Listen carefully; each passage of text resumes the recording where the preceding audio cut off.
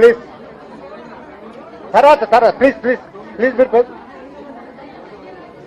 మీరు కూర్చోండమ్మా.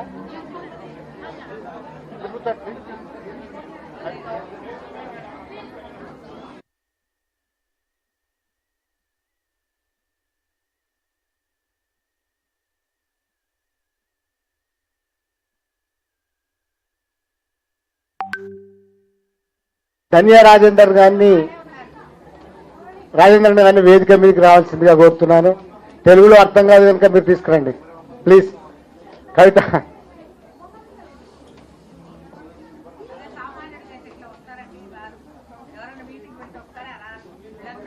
దయచేసి cooperate with us. దీనికంటే ప్రధానమైనది సెషన్ కాబట్టి ఇది చివరి సెషన్. దయచేసి కోఆపరేట్ చేయండి మాతో. ఎందుకంటే ఇట్లా క్రాష్ పడే సందర్భం కాదు. ఎందుకంటే మీరు ఏమైనా ఫోటోలు తీసుకుంటే తీసుకోండి దూరం నుంచి. ఇంపార్టెంట్ ఏంటంటే ఈ సెషన్, అది గుర్తుపెట్టుకోండి దయమిత్రులారా. ఇది చివరి సెషన్. అనుకున్నట్టుగానే మీరు ఇవాళ మహిళా జర్నలిస్టుల కలబోతను బహుశా ఒక సెషన్గా, ఒక అద్భుతమైన సెషన్గా తీర్చిదిద్దుకొని ఉంటారు.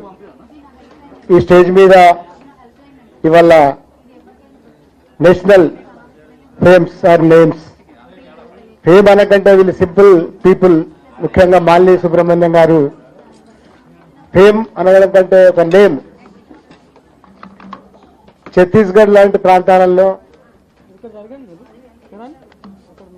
ఎవరు కనీసం కన్నెత్తి చూడని ప్రాంతాలలో పనిచేసినారు. కన్నెత్తి చూడకపోవడం ఎందుకంటే అదొక నిర్బంధ వాతావరణం. ఈ నిర్బంధ వాతావరణంలో అక్కడ ఉండి, నిజానికి కర్ణాటక చెందినవారు కానీ జగదల్పూర్లో నివాసం ఉండి ఇంటర్నేషనల్ రెడ్ క్రాస్ దానికి ప్రాతినిధ్యం వహిస్తూ ఆమె స్క్రోల్కి ప్రధానంగా అనేక వార్తా కథనాలు అందించినారు. అవన్నీ స్క్రోల్ చూసేవాళ్ళు కానీ, డిజిటల్ మీడియాలో ఉన్నవాళ్ళు కానీ పౌర హక్కుల పట్ల, ఈ దేశంలో హక్కుల పట్ల, ఈ దేశంలో ముఖ్యంగా ఆదివాసీల హక్కుల పట్ల కన్సర్న్ ఉండే వాళ్ళందరికీ కూడా మాలిని సుబ్రహ్మణ్యం పేరు అనేది చిరపరిచితం. భారతదేశపు జర్నలిజంలో ఒక ఇండిపెండెంట్ జర్నలిస్ట్గా, ఇప్పుడు నేను అంటున్నా మీరు అందరు ఉన్నారు కాబట్టి, ఒక మహిళా జర్నలిస్ట్గా ఆమె ఈ దేశపు జర్నలిజం కీర్తి పతాకను ఇంటర్నేషనల్ స్థాయిలో ఎగిరేసిన గొప్ప వ్యక్తి. సింపుల్ కానీ ఆమె రాసిన స్టోరీస్ మీరు స్క్రోల్కు పోండి, ఇంకా చాలా ఉన్నాయి స్టోరీస్. ఆమెకి 2 ప్రతిష్టాత్మకమైన నేషనల్ అండ్ ఇంటర్నేషనల్ అవార్డ్స్ కూడా వచ్చి ఉన్నాయి. ఆమె ఇవాళ ఈ తెలంగాణ మహిళా జర్నలిస్టుల వర్క్షాప్ లేదా ఉత్సవం అనే 2 రోజుల ముగింపు సమావేశానికి ఆమె మాట్లాడడానికి వచ్చినారు. అప్లాడ్. ఆమెకి ఆహ్వానం పలకండి. Madam, this is our Telangana only women journalist. Thank you. Dhanya Rajendar ఇటీవల పేరు మీకు రాజేంద్రన్. ఇంతకుముందు కూడా ఒక ట్రోలింగ్ గురించి చెప్పినాను. అదే మన అమ్మాయి, మొన్న కేటీఆర్ గారు మన అమ్మాయి తులసి. ఎస్, నాకు పేరు తెలుసు. తులసి చందు. సరిగ్గా నేషనల్ లెవెల్లో ఇవాళ ధన్య రాజేంద్రన్ గారు అదే చిక్కుల్లో పడ్డా కూడా నిలబడి కలబడుతున్న మహిళా జర్నలిస్ట్. Appreciate her.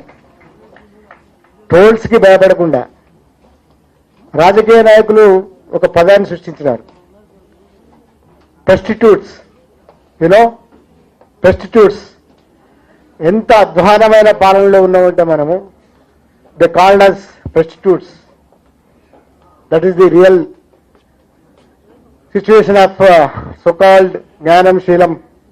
సరే, ఇవన్నీ పాలిటిక్స్, అది వేరే విషయం. కానీ మన ముందర సజీవంగా నిలబడ్డ ఈ ఇద్దరికి తెలంగాణ మీడియా అకాడమీ తరఫున, తెలంగాణ మహిళా జర్నలిస్టులు అందరి తరఫున ఆహ్వానం. Thank you very much to ఇక్కడ దాకా వచ్చినందుకు.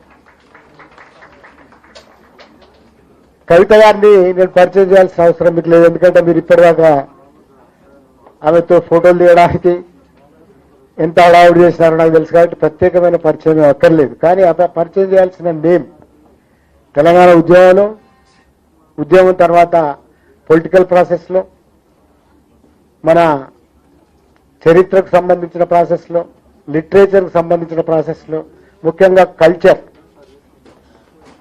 సంస్కృతికి సంబంధించిన అంశాలు ఆమె ఇప్పటి వరకు తెలంగాణలో ఉద్యమ సందర్భంలో కల్చర్ ఉపయోగించి ఒక పోరాట విధంగా మలిచిన కవిత గారు ఉద్యమ అనంతరం కూడా ఇవాళ తంగేడు పత్రిక లాంటివి కావచ్చు, బతుకమ్మను కంటిన్యూస్ గా ఒక ఉత్సవంగా నడపడం కావచ్చు, జాగృతి అనే ఒక సంస్థ ద్వారా ఇప్పటికి కూడా కల్చరల్ ఇష్యూస్, హిస్టారికల్ ఇష్యూస్, అవి కాకుండా ఇతర ఇష్యూలు అడ్రస్ చేస్తున్న మన తెలంగాణ అచ్చమైన రాజకీయవేత్త, అందరి కోసం ఆలోచిస్తున్న రాజకీయవేత్త కవిత గారు. ఆమె కూడా ఆహ్వానం పలికాను. ఇంకా చాలా మాట్లాడుకోవాల్సిన నేను పార్లమెంట్లో గొంతు వినిపించడం కాదు, తన గొంతు వినిపించడాన్ని పార్లమెంట్ అందరికీ, అంటే పార్లమెంట్లో దేశంలోనే తన గొంతు ఒక ప్రత్యేకమైందని నిరూపించుకున్న పార్లమెంట్ సభ్యురాలు కవిత. ఇప్పుడు ఎమ్మెల్సీ, వేరే వేరే చాలా యాక్టివిటీస్లో మనకి తెలిసిన ఒక రాజకీయవేత్త, సాంస్కృతిక యోధురాలు, బతుకమ్మ. చాలా మంది తెలంగాణ బతుకమ్మ అనుకుంటారు, మనం కూడా బతుకమ్మకు ఆహ్వానం పలుకుతాం. వీణాదేవి గారు, సారీ వాణిదేవి గారు, మా ఊరు ఎందుకంటే మాది మంతని, మాది ఒకటే ఊరు. ఎందుకంటే పివి నరసింహారావు గారి ఊరు. ఆయన 3 సార్లు గెలిచి అక్కడి నుంచే ముఖ్యమంత్రి అయినారు. అంటే మా ఊరేం కాదు, కానీ ఆమె పివి గారి కుమార్తె. అంతేనా కాదు, ఆమె ఇంకా చాలా క్వాలిటీస్ ఉన్న మనిషి. విద్యావేత్తగా ఇక్కడున్న కాలేజీలు వ్యవస్థాపించి వాటి నిర్వహణ చేసిన వ్యక్తిగా, ఆయనతో అనేక టూర్లు చేసి అనేక ప్రాపంచిక అనుభవాలు గడించిన వ్యక్తిగా వాణిదేవి గారు చాలా మనకి ఒక ఎమ్మెల్సీగా ఈ టర్మ్లో వచ్చిన వాణిదేవి గారికి కూడా స్వాగతం. ఇప్పటిదాకా జరిగిన సెషన్ ఒక ఎత్తు, ఈ సెషన్ ఒక ఎత్తు. వై? బికాస్ భారతదేశంలో ఇవాళ జరుగుతున్న విషయాలు మీడియా గురించి మనం మాట్లాడుకుంటున్నాం, కానీ మీడియాలో వస్తున్న పెడధోరణుల గురించి మాట్లాడడం లేదు. సోషల్ మీడియా గురించి మాట్లాడుకుంటున్నాం, కానీ సోషల్ మీడియాలో ఏం జరుగుతుందో మాట్లాడడం లేదు. పొద్దున లేస్తే అబద్ధాలని మనం జీర్ణం చేసుకుంటున్నాం, అబద్ధాల మీద ఆధారపడి ప్రాణాలు తీసుకుంటున్నాం, ప్రాణాలు తీస్తున్నాం. ఒక విద్వేషపూరితమైన వాతావరణంలో జీవిస్తున్నాం. ఇవాళ హైదరాబాద్లో తెలంగాణ కల్చర్ కాబట్టి, హైదరాబాద్ కల్చర్ కాబట్టి ఇవాళ సంస్కృతిని ప్రేమించేవాళ్ళు, గంగా జమున తహజీబ్ని ప్రేమించేవాళ్ళు, ఈ హైదరాబాద్ క్షేమంగా ఉండాలనుకున్న వాళ్ళు, ఈ హైదరాబాద్లో ఏ విద్వేషం అయితే దేశాన్ని రాజ్యమేలుతున్నదో ఆ విద్వేషం ఇక్కడ ఉండకూడదు అనుకున్న వాళ్ళు ఇవాళ మనం ఇక్కడ సభ జరుపుకుంటున్న తరుణంలోనే ఒక పీస్ మార్చ్ జరుపుతున్నారు. ముందే ఈ పీస్ మార్చ్ జరిపింది ఎందుకు అని అంటే హైదరాబాద్లో ఆ వాతావరణం రాకూడదని. హైదరాబాద్ కల్చర్ చాలా ఏళ్ళుగా మనం కలిసి జీవిస్తున్న వాళ్ళం. ఈ వాతావరణంలో నేషనల్గా ట్రోల్స్ గురైన ఒక నేషనల్ లెవెల్ ఇవాళ ఒక ఎపిసెంటర్గా తయారైన గమ్య రాజేంద్రన్ ఉన్నారు, మాలి సుబ్రహ్మణ్యం గారు ఏళ్ల తరబడి హక్కుల పోరాటంలో ఉండి చివరికి ఆమెను జగదల్పూర్ నుంచి తరిమేసినారు పోలీసులు. తరిమేయడం అనేది నెగిటివ్ టర్మ్, పంపించేస్తున్నారు బలవంతంగా. ఇట్లాంటి జర్నలిస్టులు మాట్లాడే మాటలు వినండి దయచేసి ప్లీజ్. అట్లాగే మన వీళ్ళిద్దరు కూడా మాట్లాడతారు, వీళ్ళ మాటలు వినాలని, దీన్ని అర్థవంతం చేయాలని కోరుకుంటూ, అట్లాగే కవిత గారికి ఒక ప్రత్యేకమైన విన్నపం, వాణి గారికి ఒక ప్రత్యేకమైన విన్నపం ఏమిటంటే, జర్నలిస్టులు 2 రోజుల ఈ సమ్మేళనం, 2 రోజుల ఈ వర్క్షాప్ చాలా అర్థవంతంగా జరిగింది. చాలా డిస్కషన్స్ జరిగినాయి. ఒక 2-3 డిమాండ్స్ మీద బాగా ఎక్కువ మాట్లాడినారు. ఒకటి, ఇప్పటికి కూడా పత్రికా కార్యాలయాల్లో కానీ, అట్లాగే ఇప్పటికి కూడా ఛానల్ కార్యాలయాల్లో కానీ, ఎక్కడ కానీ పని ప్లేస్లలో, పని ప్రదేశాలలో కమిటీ ఉండాలి. వివక్షలను ఎదుర్కొనే కమిటీ, వేధింపుల వ్యతిరేక కమిటీ ఒకటి ఉండాలి. అది చట్టబద్ధమైంది. కానీ ఆ చట్టబద్ధమైన కమిటీలు ఇప్పటి వరకు ఏర్పడలేదు. ప్రభుత్వాలు కొంచెం శ్రద్ధ తీసుకుంటే అది సులభంగా ఏర్పడే అవకాశం ఉంది. 1-2 పత్రికల్లో, 1-2 ఛానల్లో తప్ప ఆ కమిటీస్, ఇంతకుముందు విశాఖ చట్టం నుంచి వచ్చిన కమిటీస్ అమలు కావాలనేది ఒక డిమాండ్. రెండవది, మహిళా జర్నలిస్టులు కాబట్టి మహిళా జర్నలిస్టులు పనిచేసే పరిస్థితులు ఉండాలని, టు ది ఎక్స్టెంట్ వాళ్ళు ఓపెన్ గా డిస్కస్ చేసినారు. ఉదాహరణకి పీరియడ్స్ గురించి. పీరియడ్స్ టైంలో ఉండే కనీస సౌకర్యాలను ఆఫీసులలో ఉండాలి. అది చిన్న డిమాండ్, మినిమం డిమాండ్. ఇవి కూడా ఆఫీసులలో శ్రద్ధ వహించడం ఇంకో రకంగానూ అనేది. ఈ రెండింటితో పాటుగా క్రషర్స్, క్రచెస్, పిల్లలని ఉంటే వాళ్ళకు కూడా కొంచెం ఈ సౌకర్యం ఏర్పడాలి. తర్వాత మహిళా జర్నలిస్టులు నైట్ షిఫ్ట్ చేసినప్పుడు తప్పనిసరిగా ఆఫ్టర్ 8 or 10 ఏదో టైం ఉంటుంది దానికి. ఆ టైం తర్వాత తప్పనిసరిగా వాళ్ళకి వాహన సౌకర్యం కల్పించాలనేది ఇంకొకటి. ఈ 5 చిన్నవైతే అసలు కారణం ఏమిటంటే మీకు, ఎందుకంటే మీరు చెప్పగలరు కాబట్టి, ఒకటి, వీళ్ళకి ఇప్పటి వరకు ఒక మీడియా సెంటర్ అనేది ప్రత్యేకంగా లేదు. మీడియా సెంటర్ అనేది కంపల్సరీ ఉంటే వాళ్ళకి ఇట్లాంటి యాక్టివిటీస్కి, అట్లాగే వాళ్ళు ఇతర ఏ యాక్టివిటీస్కైనా వాళ్ళకు ఉపయోగపడుతుంది. ఇప్పుడున్న ప్రెస్ క్లబ్ లాంటి ప్లేస్లలో కూడా కొంత ప్లేస్ ఉంది, అక్కడనైనా చేయవచ్చు. ఇంతకుముందు మంత్రులు వచ్చినా కూడా అదే అడిగినారు. లేదా ఇంకొక ఏర్పాటైనా చేసి వాళ్ళకు ఒక సెంటర్ పెట్టడం ద్వారా ఆ సెంటర్ అనేది వీళ్ళకి బాగా ఉపయోగపడే అవకాశం ఉంది, ప్రత్యేకంగా ఉండే అవకాశం ఉంది. ప్రెస్ క్లబ్లలో ఆఫ్టర్ 6 ఉండలేరు వీళ్ళు. ఇట్లాంటివన్నీ ఉన్నాయి కాబట్టి మీరు దానికోసం ప్రెస్ క్లబ్లో అయినా ఎక్కడైనా మీరు దాన్ని ఒకటి చేయాలనేది ఒక కోరిక. అన్నిటికీ మించి వాళ్ళు అడిగింది ఒకటి చిన్న కోరిక ఉంది, ఆర్థికమైన వ్యవహారం. కానీ ఈ సంఖ్యారీత్యా మీకు వీలవుతుంది. ఒక జర్నలిస్ట్ కిట్, అది 2 లక్షలు అవుతుందా, 3 లక్షలు అవుతుందా, 1 లక్ష అవుతుందా, కానీ ఒక కంప్యూటర్ లాంటిది, ఒక మైక్ లాంటిది, ఇట్లాంటివి ఉండే వాళ్ళ ఫెసిలిటీస్ని కల్పించే ఒక జర్నలిస్ట్ కిట్ కావాలనేది కూడా ఒక కోరిక. ఇవి మీరు రిప్రజెంట్ చేయాలని నా కోరిక. ఈ సెషన్లన్నీ కూడా ఉమెన్ జర్నలిస్టులు అయ్యి ఉమెన్ నడిపించినారు. నేను ఇక్కడ ఫెసిలిటేటర్ని, అయిపోయింది నా పాత్ర. పద్మావతి గారు స్టేజ్ మీదకి రావాలి. సరిత ఇక్కడ సరిత ఎందుకు రావాలి? అన్యాయం.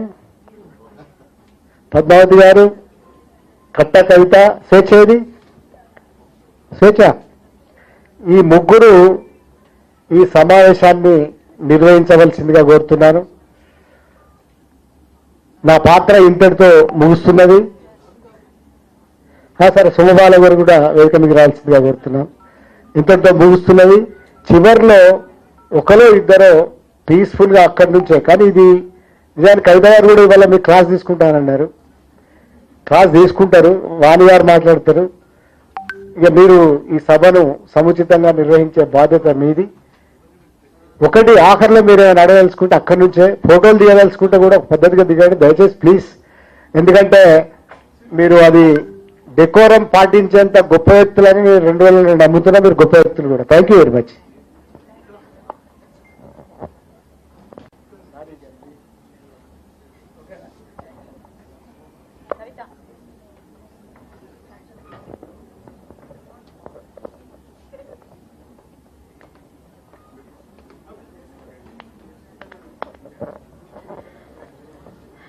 అకాడమీ నుంచి బొకేలు ఇవ్వవలసిందిగా కోరుతా ఉన్నాను. వనజ గారు బొకేస్ తీసుకురా.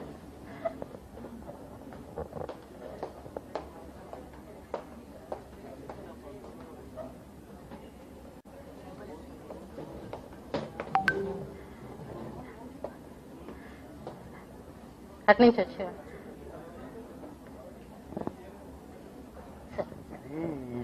రచన ఉంది కదా, రచన ఇమ్యూనిటీ కిట్స్ తెచ్చిందంట అందరు.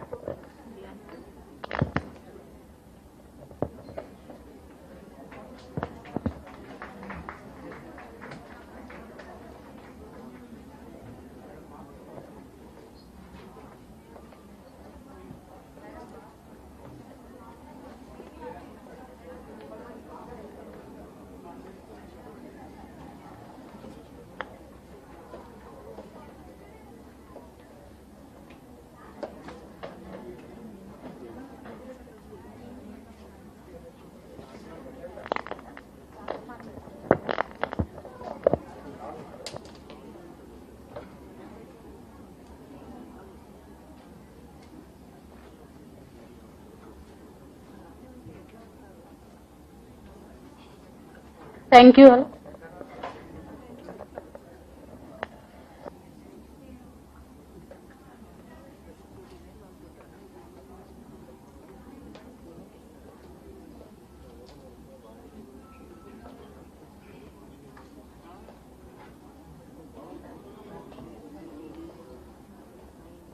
మీ పేరు ఓకే జహరావి కవిత గారికి చిన్న కానుక.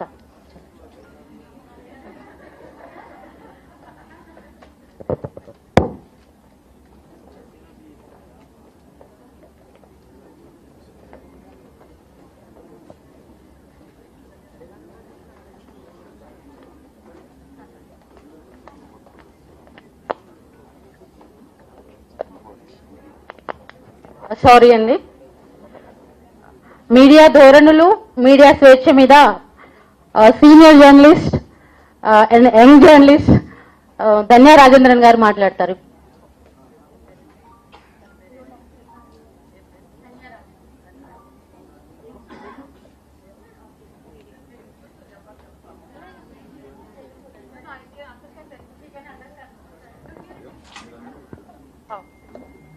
Listening to Kavitha, KTR and KCR's press meets, I have learned Telugu a bit, but not much.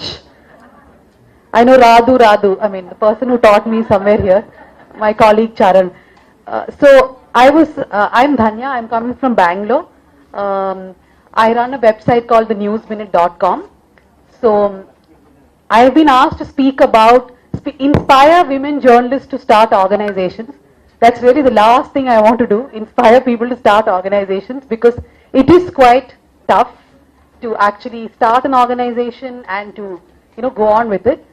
I used to work for the Nation Wants to Know channel, which is, so I mean, I knew Kavitha at that time, and I would be standing outside her house, forcing her to react to even a mango falling outside. Therefore, when I left the channel, I knew that I won't go back to TV. And I had some little bit savings and my husband's savings. So I started the website only because people were asking me, are you not working? 1 year I took a break and I'm happy about it, but the rest of the world is not. Including my parents, everybody is asking, why are you not working? Why are you not working? Don't you have job offers? So I felt like I had to do some work, otherwise people will not leave me alone. And I just had a baby. And I felt like if I sit at home, maybe people will expect me to look after the baby full time. So I thought, okay, why not start a website? That's how I started it, with just 2 staff members. I mean, 1 junior staff member and 1 person who had a job in the Hindu, and she joined us. Today we have around 45 people spread across the 5 states. It does sound really nice, but the point is, it is quite a difficult task, in the sense that to ensure that you have funding which does not force you to do things which is against, half the time people who want to give you fund, it's very easy. There are, in fact, in the first year of the News Minute, a politician approached us saying he's ready to give funds. Today, he is part of the BJP, and I'm very glad that we didn't, any politician, for example, it's not just about the BJP, but I'm saying that to run a media house, it is not easy these days, especially if you want to run a big media house. Now, if the same time that News Minute started, there were other organizations like The Wire, The Scroll, all of us started almost the same time, and we all are staying at 40-50 staff. I think Quint is the only one which has more staff at around 100, or I think they have also come down. So can women journalists start media organizations? Yes. Should women journalists start media organizations? A big yes. Why? I'll tell you a small story. So once upon a time, there was a male editor. I mean, more than 3/4 of the editors are male anyway. So there was this young PR woman who approached a male editor and said that they've started an app which is to keep track of periods. Because a lot of discussion before this was about period leave, right? This was many years ago. So she went to the editor and said, we have started this was a time when those apps were not there. Now we have those apps, right? So she said, there's a period app where the women can calculate when the next period will be. So he said, I'm not going to put this story. Imagine like taking your newspaper and the first thing you see is periods, right? Because he doesn't have periods. So he is not invested in writing about it. As women, we have certain lived experiences, we have certain interests. For example, why do you see Kavitha all the time doing something about women's schemes? Because she has a sustained interest in it. Same with women politicians. Same with women journalists. But is it only women who have to speak up for women? No. It's an organization that has to, it is a culture that has to, but unfortunately it does not happen. And I'm not under the impression that if women head organizations, everything is fine then. There is absolutely no doubt in my head that it's not a solution, it's not a one-stop solution, but we need organizations where women lead organizations, where women are decision makers. I work in a news channel where most reporters are women, right? The ones who stand in the sunlight every day. Like I have fainted in Hyderabad. The only place I have actually fainted is Hyderabad. And for what story? Sania Mirza is getting married, her husband, some other wife comes, and I'm just standing outside the house thinking, will one more wife come? Will the first wife come again? That's it. I am standing for 2 weeks outside Sania Mirza's house. One day, thankfully, I faint. So 2 days I get leave, right? So the point is, news channels have a lot of women reporters who are standing out there, who are also anchoring their shows. I'm not saying they don't. They anchor at 8 p.m., 7 p.m. But when it comes to making decisions, it is mostly male-led. And I'm not just saying this. There is research to show. There was a News Laundry and Oxfam research, I think 2-3 years ago. NWMI has done, the Network of Women in Media has done enough research to show that most of our organizations are led by upper caste men. It is not even just men. And if it is women, it is upper caste women like me. So we don't have representation from various castes. We don't have representation in gender, which is why our media is also very they speak the same thing. They're always speaking about Jubilee Hills and Banjara Hills and this and that happening. But there is so much to speak about, right? There are so many things to write about, which is the reason why we need women journalists to lead organizations. The next question you can ask me is, okay, I want to start an organization. How do I go about it? That's a tough question. The problem is, how do you fund your organization? How do you ensure even if you have 5 people in your organization, you get the money? I've been to many, recently I was at this journalism conference in Europe. It's called International Journalism Conference. Trust me, more than 3/4 of the speakers were women journalists. It was a 4-day event in a town called Perugia in Italy, where Rana Ayub, the Indian journalist, was one of the keynote speakers in one of the events. More than 3/4 of the women editors, speakers from all across the world came. And it was so good to listen to them because they have so many people who fund media organizations in Europe and America. And these are not political parties or businessmen with vested interests. They are foundations who actually give money to media organizations. That's what we lack in India. You know, I have been to program after program where billionaires are there and I tell them, what is your social responsibility? After 10 years, you cannot say democracy is no longer there in India. What did you do to ensure that there is democracy in India? Did you fund media organization? Did you tell them, go on, write about, how there is a Hindi imposition on us? So the point is, we have to convince these people that this is where you have to put your money in, not because you want to make a lot of revenue out of it, but because you want to preserve your country, its democracy, its secularism, its constitution. Today, as we said, the Indian Army was asked to delete a tweet where they spoke about iftar. That is the level to which we have come now. Therefore, after the event, this is all I have to say.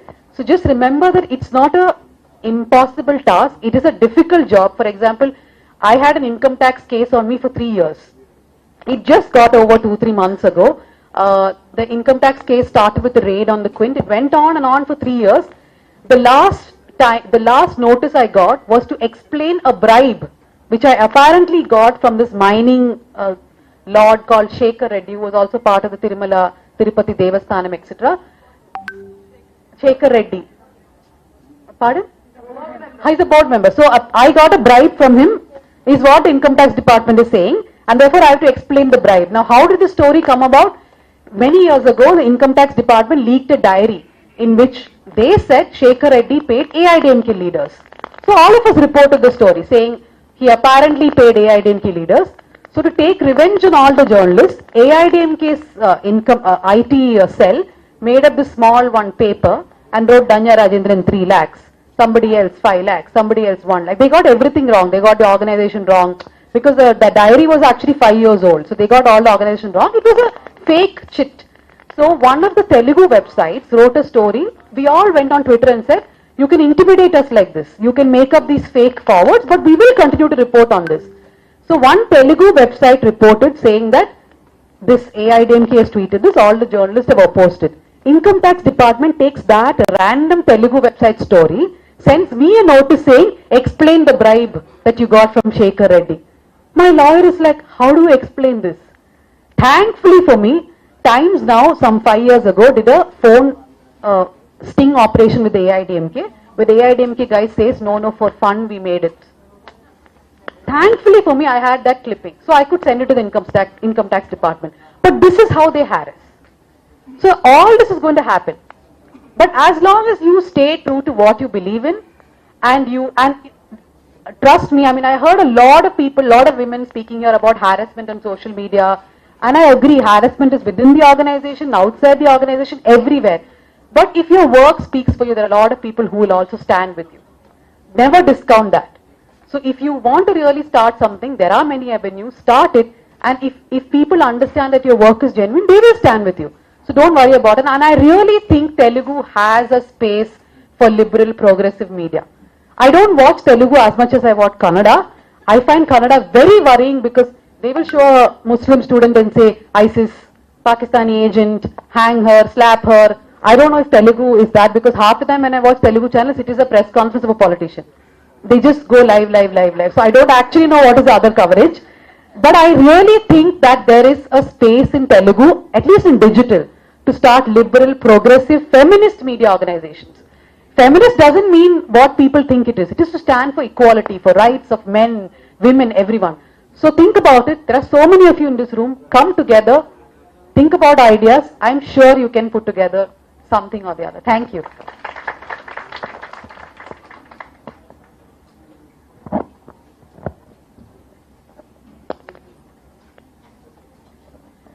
Thank you very much ma'am. Actually ఇంతకుముందు మనం trolling గురించి చాలా మాట్లాడుకున్నాము. అంటే మనం ఎదుర్కొన్న దానికంటే చాలా ఎక్కువ ఎదుర్కొన్నారు ధన్య రాజేంద్రన్ గారు. వాటన్నిటిని అధిగమించి అంటే వర్క్ స్పీక్స్ అన్నారు.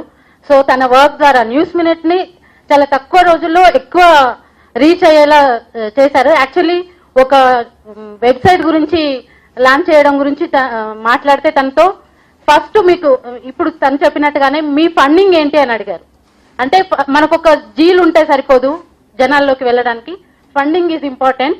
సో ఫండింగ్ చూసుకొని మీరు ఏం చెప్పదలుచుకున్నారో అది చెప్పండి. ఫండింగ్ ఈజ్ ఇంపార్టెంట్ అని చెప్పారు. సో మనం చాలా మంది అంటే ఆఫ్టర్ కరోనా తెలుగు జర్నలిస్టులు చాలా మంది ఉద్యోగాలు కోల్పోయారు కాబట్టి సో దాన్ని చూసుకొని మనం స్టార్ట్ చేసేది కాస్త బలంగా స్టార్ట్ చేస్తే బాగుంటుంది అనేది ఆలోచన. Thank you very much ma'am. And ఇప్పుడు మాలిని సుబ్రహ్మణ్యం గారు మాట్లాడతారు. తను చాలా సీనియర్ జర్నలిస్టు, ఆదివాసీలతో కలిసి పనిచేస్తున్నారు. Then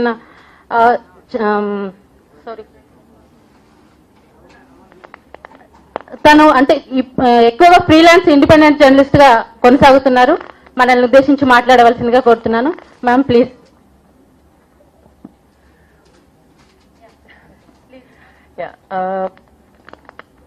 Thank you first of all for inviting me once again.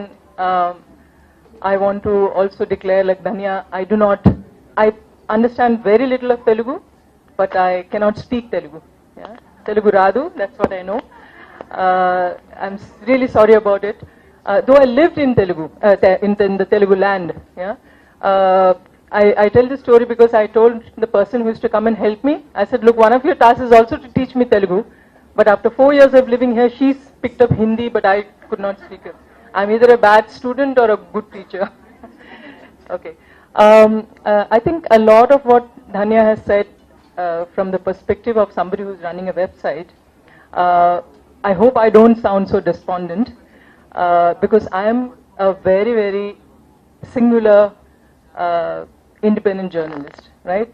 And this topic given to me was look at trends in media freedom. Yeah? And that is a very, very sad subject in today's time. And I've been listening to people today. Unfortunately, I could not come to yesterday, which is a lot of journalists who are there in the mainstream media been asking for facilities, asking for solidarity, looking for convenience of period leave, and yet the difficulties of getting it within the organization, looking at accreditation within the agencies. These are all very important things. Yeah? And I come from a very, very independent, as an independent journalist, I struggled a lot also with some of the things, which was basically one of the main things is that you don't get any card. Okay. And I must say that when I was working in Telangana, I was covering news in Telangana, I applied to the Telangana Press Information Bureau, and I said, look, I've been working as a journalist for the last 20 years, and these are my credentials and everything. I was shocked I got a card. Okay, I did not get it in Chhattisgarh, where I've really spent a lot of time working, but in Telangana I got it, and that's the card I use to go to some of the very, very difficult areas, and they immediately back off and they say, oh, aap Telangana se aaye, Hyderabad se aaye hain. I sometimes feel I'm not such a congruent member amongst you all, but you won't believe how difficult it is for independent journalists to be running around in some of the most difficult of areas. I cover news from Chhattisgarh in the conflict area of Bastar, primarily because no news comes out of it. Yeah? And sadly enough, without naming it, a lot of mainstream media also, because it's so distant, people who are based in Raipur find it very difficult to even reach out to Bastar or Bijapur, which is actually closer from Telangana. In fact, I accessed a lot of villages from Telangana because of the porous border that we have, and the kind of connect that the Chhattisgarh Adivasis have with the Koya Adivasi here in Telangana. So it was easier for me to access it and actually start reporting on the story also. But people from Raipur find it very difficult to reach out. So as a result of which, a lot of stories just remain like that. And as an English-speaking journalist, when I send stories to,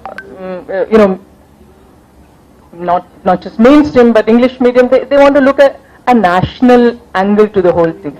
Yeah. But why is Bastar, why is a small village in any of the remote areas in Telangana not important? I just can't figure out. Yeah? And today I've been asked to talk about trends in media freedom, giving a national perspective. And that's exactly just that I do not want to give, because nationally, what do you see? What Daniel spoke about, we have a, just to digress a little bit, people talked about solidarity and unity amongst ourselves. Yeah? And I really appreciate that, and I really think that that is something which every city, district and block and mandal should build on that, because that's the kind of solidarity one needs. And I also speak about the solidarity that I got from the Network of Women in Media, of which I am a member. And it's amazing how women can actually come together, holding hands and supporting one another, understanding what the issues are and how to build on that. That is an extremely important thing that should happen if we as journalists are coming together. So as an independent journalist, I think because you don't have a card, press card, you don't have anything else, and in fact, when I am a kind of I hate to use the word victim, but because of the kind of reporting that was happening, as a sort of a survivor of Truth to Power. So when I was thrown out of Bastar because I was reporting on the police atrocities, I moved to Telangana, And I can't tell you the kind of solidarity I got from some of the journalists who were sitting here, and it was amazing. And I think to a great extent, the the kind of Telangana movement that has happened, the human rights work that has taken place in this state, and Telangana movement which has women as prominent figures in this entire movement, and I think somewhere that solidarity comes from there, and that is something which should not only that I cherish, but I think that is something that needs to be cultivated a lot more strongly in the newer kind of phase that we are entering into, especially in the phase of where media freedom is getting more and more restricted. I also want to add a point that we have representatives, elected representatives amongst us, and women journalists, and they represent two major pillars of democracy, the legislative, the executive, and the media. They represent very, very major pillars of democracy, and therefore I feel proud about the fact that I'm part of that community which actually wants to uphold and safeguard democracy. What we understand from democracy, I don't want to get into that, we all know what it is, but the fact that if women are holding up half the sky, as the saying goes, more and more women need to come into this profession. And what Dhanya says about, yes, start business or move on to writing and publishing everything, yes, we need more and more women. Yes, we need more and more women representatives, not only because there is a reservation, but even otherwise. And my only departure is that while elected representatives, women elected representatives could be more, primarily also because of the reservation that women got, but women journalists came out of choice. They came very, very specifically that they want to do this work. Nobody has put a gun on their heads and say, go and work. But they have come of their own choice. They have come because they think that they can contribute. And once inside it, they don't want to leave it. Despite the threats that they get, despite the harassment that they get. We hear a lot about harassment before and after, and I've faced it also. But this is something like a nasha, like a intoxication, that you want to be in that sphere where you can actually contribute to, I would say, a larger sense of democracy, and I think that is extremely important. In terms of the trends that we have seen a number of harassment that are happening, and there's no dirt to it. Just as male journalists are facing, women journalists are facing as much, inclusive of the gendered kind of troubles that they go through, whether it's at home front, whether it's part of the society, which you have to come back late into the night, etc. All these are there. But I just want to close it without taking too much of your time to say that that it's important to have the solidarity, and it's really very impressive that you have so many women journalists. And I would again go back, that it should not be just be concentrated on Hyderabad, but more and more specifically spread out across Telangana, which has really struggled hard to become a state, and such that voices of women come more and more from the hinterlands, and that get represented as the voices in the media. Thank you.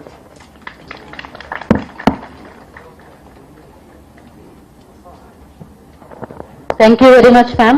Actually, మీరు బయట మనిషిగా మేము అనుకోవట్లేదు. We are feeling proud to give a accreditation card to you. Actually, we are feeling proud. And ఇప్పుడు అంటే ధన్య రాజేంద్రన్ గారు కానీ తర్వాత మాలిని సుబ్రహ్మణ్యం గారు కానీ ఇండిపెండెంట్ జర్నలిస్టులుగా చాలా ప్రాబ్లమ్స్ ఎదుర్కొని వచ్చి ఈ స్థాయిలో నిలబడ్డారు. సో ఎవరైనా ఏదైనా అడగాలనుకుంటే క్వశ్చన్స్ వెల్కమ్. సో బ్రీఫ్ గా ఇందాక స్పీచ్ లేదు ప్లీజ్.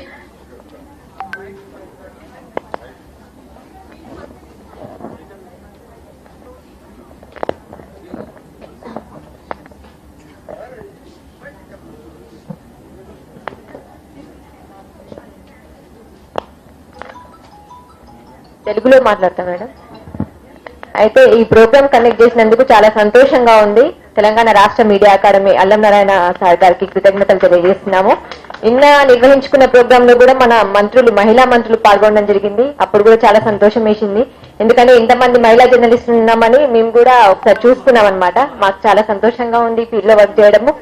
సో మేము ఇండిపెండెంట్ జర్నలిస్టులం మేడం. సో ఇక్కడ మాకు మళ్ళీ చర్చలోకి వచ్చిన వాళ్ళు కూడా సేమ్ ఇండిపెండెంట్ వాళ్ళే ఉన్నారు.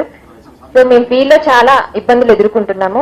సో మాకు కూడా ఇండిపెండెంట్ జర్నలిస్టులకు కూడా అక్రిడేషన్ కార్డ్ అనేది ఇచ్చి మాకు కూడా ఒక గుర్తింపు అనేది ఇస్తే మేము కూడా ఈ ఫీల్డ్ లో ఇంకా చేయగలుగుతామని ఆశిస్తున్నాము.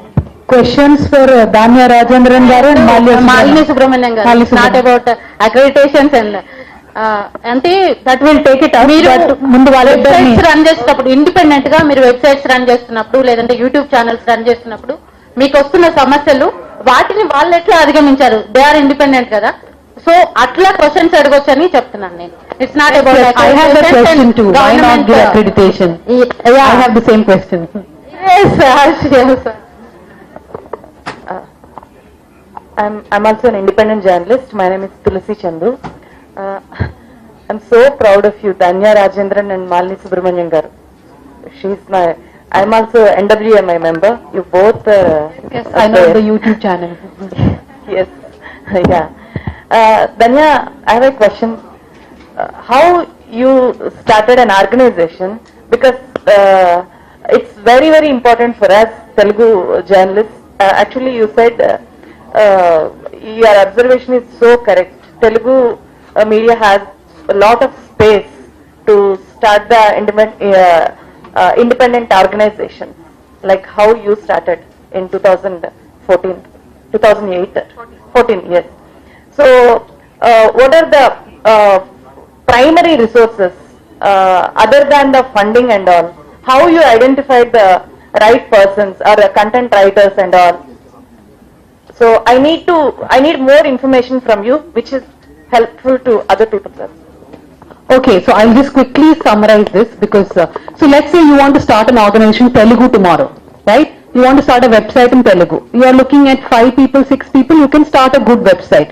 Now, what is your website going to do? Is it going to report Kavitha came for this event and Kavitha did this speech? That next door is KCR is meeting Prashant Kishore, right? If your website is going to do that, then you are going to compete with any other Telugu media which is going to write the same thing, but there are 50 reporters. For example, you take TV5 or what is it, TV9 or your Telugu news papers. Yeah, everybody will have 50 reporters, 500 reporters. They will also report on Kavitha. See how many channels are here. They will also report on Kavitha. They will also report on Prashant Kishore there. So you can't compete with them. So in your mind also do not compete with them. So you understand what is the lacunae. What does your state not have? See, like I said, I observe Kannada more than Telugu. I can tell you, if there was a liberal, progressive Kannada website which wrote about this hijab controversy, I'm giving an example. There is not one in Karnataka which stood up for the students. Okay, they would instead, see, there are a lot of liberal, progressive Kannadigas. They have no option but to listen to this anchor who will call that girl a Pakistani ISIS agent, right? Now, the News Minute started 8 years ago when I felt the gap was that southern India's news was not covered as well as the rest of India. For example, my big learning was Bal Thackeray was sick in 2011. He had fallen sick 12 and he didn't die, he was in the hospital. At the same time, Savita Halapanavar, a woman from Karnataka, died in Ireland. Because Ireland has a law that you cannot abort even if the pregnancy is unsafe. So it was an unsafe pregnancy. Ireland did not allow her to abort and she died during the childbirth. It was a huge story. We knew it only 1 month later. I gave everything, but the channel said they won't take it because Bal Thackeray is in hospital. Now 24 hours you don't have to cover Bal Thackeray in hospital. 10 minutes you can give to Savita Halapanavar, right? They will not give.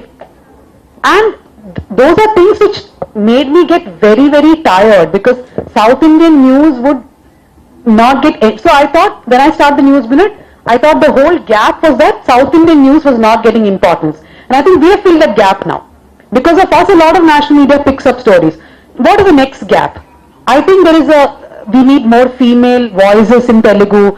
Like choose what is the gap. If like Malini was saying, don't think of only Hyderabad. If you want to start a website which is Warangal oriented, right? You take Kerala as an example. There is a website for every district. Every district there's a website and people actually read it because they will tell you what is a civic problem there, what is a small problem there, big problem there, and you have your own economic setup. It will come up. But you have to first figure out how will you stand out. Do not do the same thing which everybody does because you cannot compete with them. You are not a Hindu, you are not a Times of India, you are not a New Indian Express. Think of something. And we are also evolving. Like my colleague Charan is there, he'll tell you 5 years he worked with me. First year he did something, second year he did something else, third year he does something else. Fifth year is totally changed. Because we keep learning and we keep evolving. That's very important.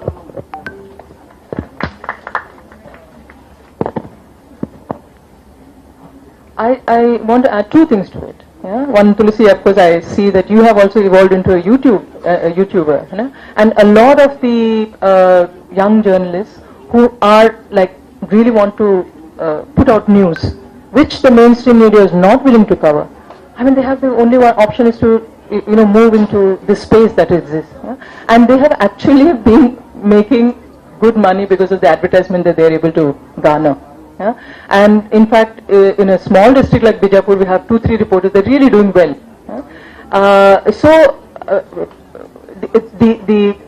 Then today, my little problem with even digital news is that I think they feel a bit of a pressure because of the mainstream media, how they are reporting, and we should also be reporting about these things.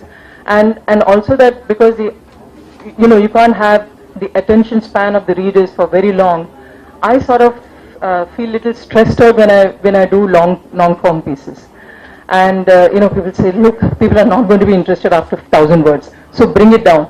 So if you're doing very investigative, very thorough kind of pieces, so whose pain do you cut out? Whose tears do you wipe off? No? So that's something which I really struggle with, and but even then, yes, people have found alternatives, but if my little thing, I'm not very qualified to talk about business models or anything then, but if these people seem to be quite satisfied for now, the district that I'm talking about who have started YouTube channels, they're really doing very well. They're doing much better than the Grand Z News and other places who are not covering such news. They've got a lot more. So if the news is for the audience, if the news is for the people, we don't have to show to the political leaders, look, we are covering you. Yeah? And I think that's where News Minute has actually stayed, with a large number of readers, because let's go to News Minute, that they will be covering something a lot more in depth and a lot more which the mainstream media would have left out. Now, whether that should only be a model of starting a huge company, or whether it is independently a few group can start, is something. So, like Tulsi's YouTube channel, for example, is a good example you should look at. She has filled one gap, right? Her interviews or what she analyzes. Now, how does she go beyond that? That should be the question. But that is a gap that you have addressed. But the point is in reaching more people. Now, how do you reach more people? You have to be consistent.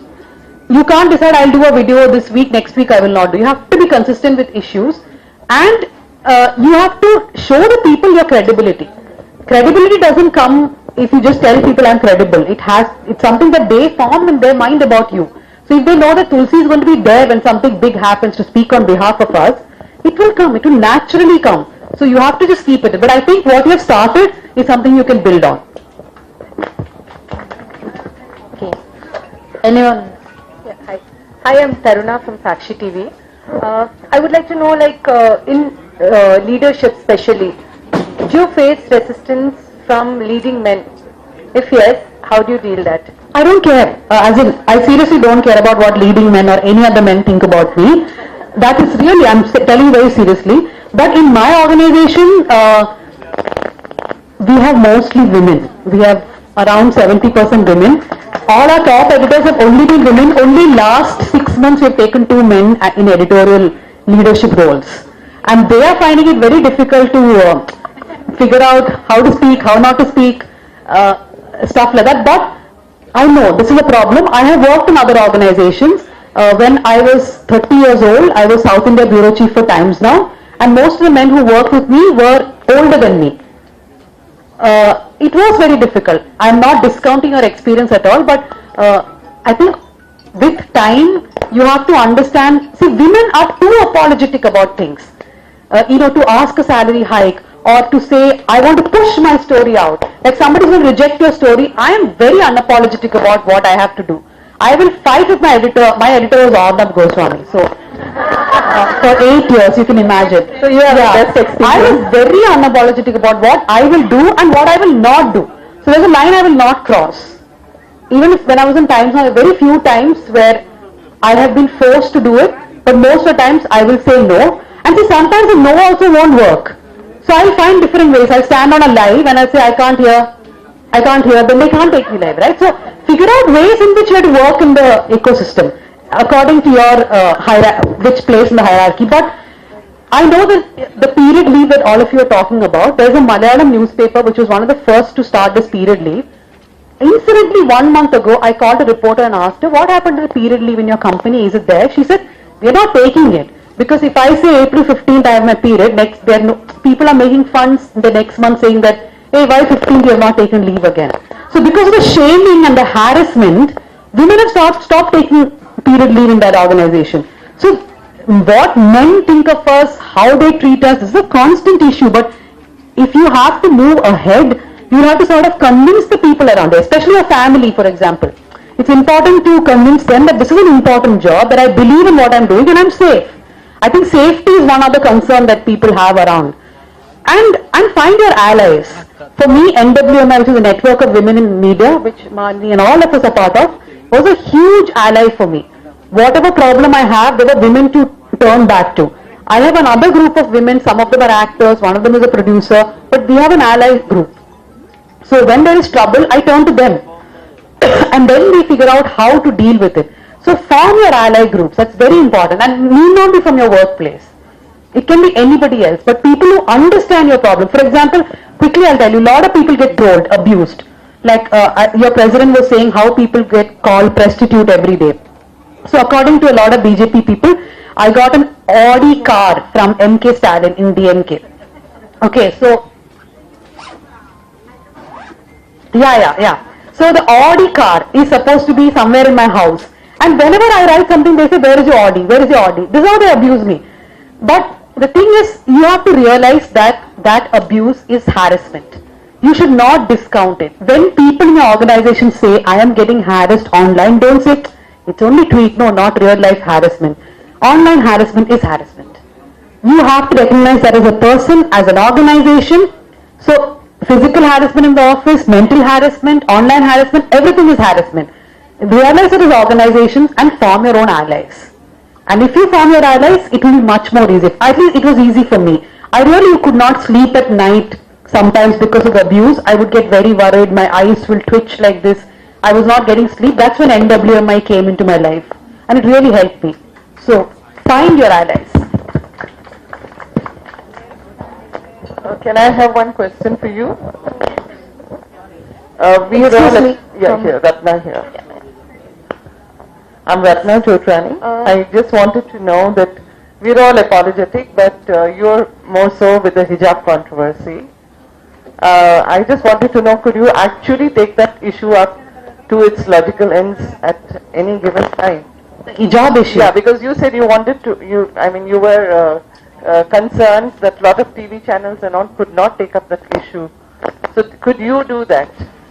In Telangana, we are very progressive. Our state is very progressive in terms of all. Yeah, thankfully, yes. Yes, thankfully, thankfully. No, as in our yes. government is very, very, very progressive. Our coverage, yes, we could do whatever we can. Yeah. We wrote from all different angles of how, whether even the core topic of whether hijab is patriarchal or not, that's not a discussion to have now. Whether women should wear hijab is a discussion for later. This is about state imposing what a woman should wear or not, right? Right. We've had all those discussions. But as a journalist, I've reached a place where I think my job is not to find solutions. I cannot change society as such. I cannot find solution to every problem, including a pothole on the road. But my point is to put it out there. I put my viewpoint out there, the story out there, fact out there, because people will discuss, people will understand, and it is for posterity. It is for 10 years later for someone to come back and read. So I have stopped looking at journalism as a solution seeker. I look at journalism as putting it out there for people to know. Rest, what has to happen will happen. I can't constantly be thinking, what is the impact of my story? It may not be immediate. It can happen 5 years later, 10 years later. But you keep it out there because you are that voice that matters in this moment of history, in this moment of time. Thank you. Of course, yes. Hello ma'am, this is Shriya from T News. So my question to you is, Okay. Yes. Right. so my question to you is, initially when you started your website with 4 or 2-3 people, how difficult was it to find credible sources and this timeliness factor also? News should come out as soon as possible, or else others will assume that you copied from others and written this website. How difficult was it to consider all these factors when you were writing the website? Okay, so basically when I started the news website, I really thought if Dhanya Rajendran starts a website, 1 million people will read it immediately. Didn't happen, yeah? Not even like 1,000 people read it. So first thing, let's not be under the impression whoever starts anything, people immediately read because people don't care who you are. So you have to build it again, the credibility. I'll tell you one turning factor for the News Minute was, first thing, I learned my lesson, don't break news immediately because hundreds of people are breaking news. So you cannot compete that way. But one thing which turned for us was when J. Jayalalitha was alive and she was convicted, the case came to the High Court. Her bail case came to the High Court and the public prosecutor very surprisingly came and said, we don't oppose the bail. That never happens. Always the prosecutor will oppose the bail. The moment the public prosecutor said we will not oppose the bail, all the news channels start putting out the news that she got bail. AIDMK celebrating outside the High Court, they're distributing sweets. And my office people, only 2 girls are there in office, and my husband who is a CEO. They're continuously messaging me saying, can we break the news? Can we break? I said, no, there is no bail given. So there is one more girl with me from IBN, woman, not girl. Me and her are standing, and she is also continuously telling her channel, I can see her messaging, saying it's not. But her channel fell under pressure because all the other channels started breaking. Jayalalitha got bail, and everybody's happy. After half an hour, okay, the case goes on for half an hour more, I come out and say, now tweet, no bail for Jayalalitha, she stays in jail. We were the first people to tweet it, one small website with whatever 10,000 followers. But that immediately got us, so don't think breaking news, take out breaking news from your head if you want to start something small. Yeah, and I didn't take money from anyone for the first year, I just used all of my husband's money, but because I didn't know what I'm doing, right? So you don't want to take somebody else's money. But today, there are so many websites, you can make your own business model and raise money even before you start. As we speak, there are 2 people in Hyderabad who are going to start a website.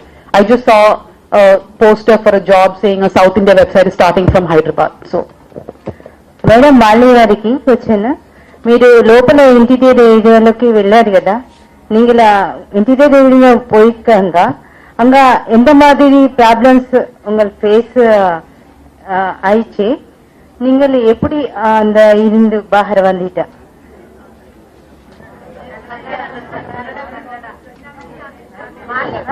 మాలి గారు, మీరు లోపలి ఏరియాలోకి వెళ్ళారు కదా, ఆదివాసీ ఏరియాలోకి, తెలుగులో మహిళా reporters చాలా తక్కువ interior ఏరియాలో పనిచేసేది, మీరు అక్కడికి వెళ్ళినప్పుడు ఎటువంటి ప్రాబ్లమ్స్ ఫేస్ చేశారు, అట్లాగే వాటిని ఎట్లా అధిగమించారు? మీ వెంట ఎవరైనా తీసుకెళ్లే వాళ్ళ నిర్బంధం ఎక్కువ ఉంది, పోలీసుల నుంచి కానీ ఇంకెవరి నుంచి కానీ మీకు ప్రాబ్లమ్స్ రావచ్చు కదా, అట్లాంటప్పుడు మీరు ఎట్లాంటి సేఫ్టీ తీసుకున్నారు అని? How did you enter and what are the problems you faced there and how you overcome that? Well, safety was totally on me. Okay, there was nobody to safeguard you. But the problems that I faced, one of the biggest problems as a journalist was verification. Okay, so you've been trained that you will not put out news unless and until you verify. Secondly, because the editors are taking a chance with your stories, they would also want to make sure that the news is verified. Okay, so for verification of news in a place like Bastar, you have to travel right inside. Okay, so initially for nearly a year, because I was living in Bastar, I knew the villages, a large part of it, not the entire set, and I rode motorcycle. I knew the route, so it was easier for me to just, the moment I hear something, I slip on or kick the bike and then I move into the villages. Okay, and sometimes people are very happy that somebody has come to initially there was a trust building was also an issue because people do not know who you are and why you have come all of a sudden, right? It took a little bit of time. So trust issue was sorted out. Today I go, people are a lot more happier to see me and they are willing to talk about even the past stories, what all has happened to them. But initially trust building was an issue. I don't speak Gondi, so which means that those were the days when you needed to look for somebody who can speak little bit of Hindi, and they would be usually a school child who then sort of agrees to translate. So those are the second thing that I faced. Security was an issue because when I would, after speaking in the village about what happened, then I go back to the police because that's the other thing that you do, verify with them also. They said in Hindi they would say, "Aapko news chahiye na? To hum de rahe na," and then they would give a press release. Okay, news करिए आप, आपको क्या जरूरत है अंदर जाकर के ये सब पूछने के लिए, ठीक है? And of course, after 1 year of coverage, they declared that I was a Maoist sympathizer, which is again the reason why they said that she should not be living in here. And there was a huge campaign set up. But one of the things that people spoke about, harassment, the goons are harassing. But this is something which we have found in Chhattisgarh and which is now being taken over as a kind of a model by even party politics, where they actually have a vigilant group, okay, who can take over their little work. So the police directly doesn't do anything to you. They will just stand next to them and then allow them to do it. And that's exactly what happened with me also, because then, you say that उसने ऐसा किया, उसका नाम लिखिए, अच्छा madam ये तो बहुत respectable society members हैं, अच्छा ठीक है, we'll see what we can do, and that's it. Or they will switch off the phone, they will not answer your phones. So these were issues. But in terms of the actually when it happened, I must say, despite the fact that I was an independent journalist, the magazine that I wrote for, Scroll.in, stood with me, and they actually approached the CM to sort of intervene and start looking into it. Nothing much happened about it, but in the initial phase when things moved drastically, it was quite a tough thing. Yeah.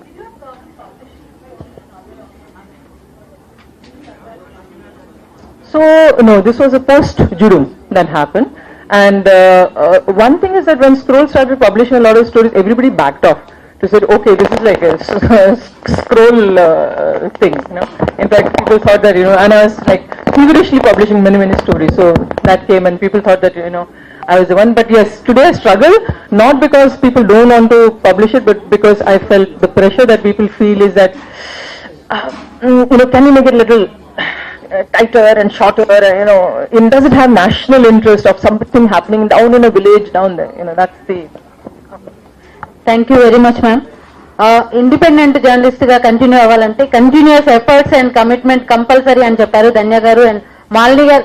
ఇద్దరు చెప్పింది ఏంటంటే వేధింపులు, ఏ రకమైన వేధింపులైనా వేధింపులే, especially వేధింపులు అయితే ఈ మధ్య కాలంలో బాగా పెరిగాయి ట్రోలింగ్ ఆన్లైన్ మీడియా తర్వాత.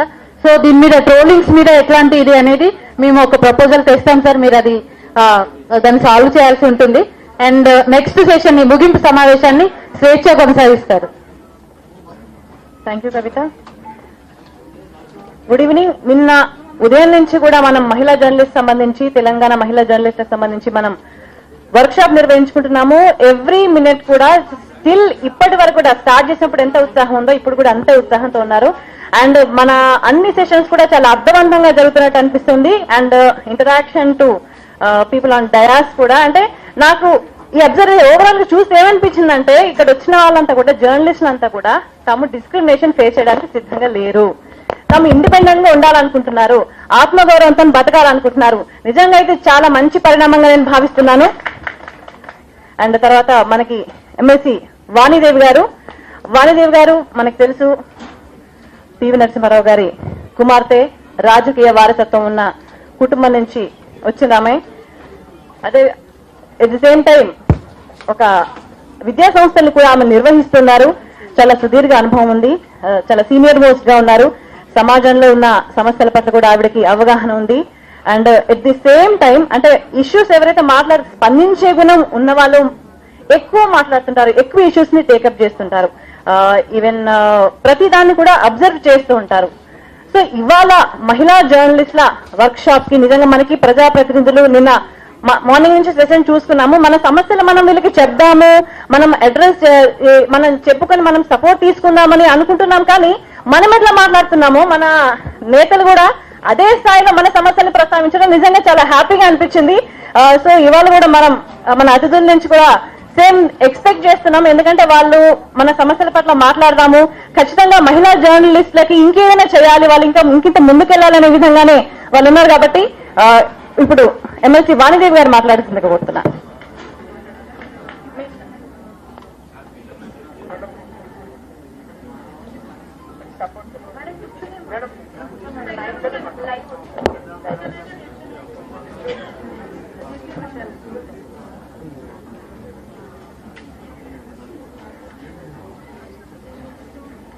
Good evening friends. గురుభ్యో నమః. సభాయమ్మ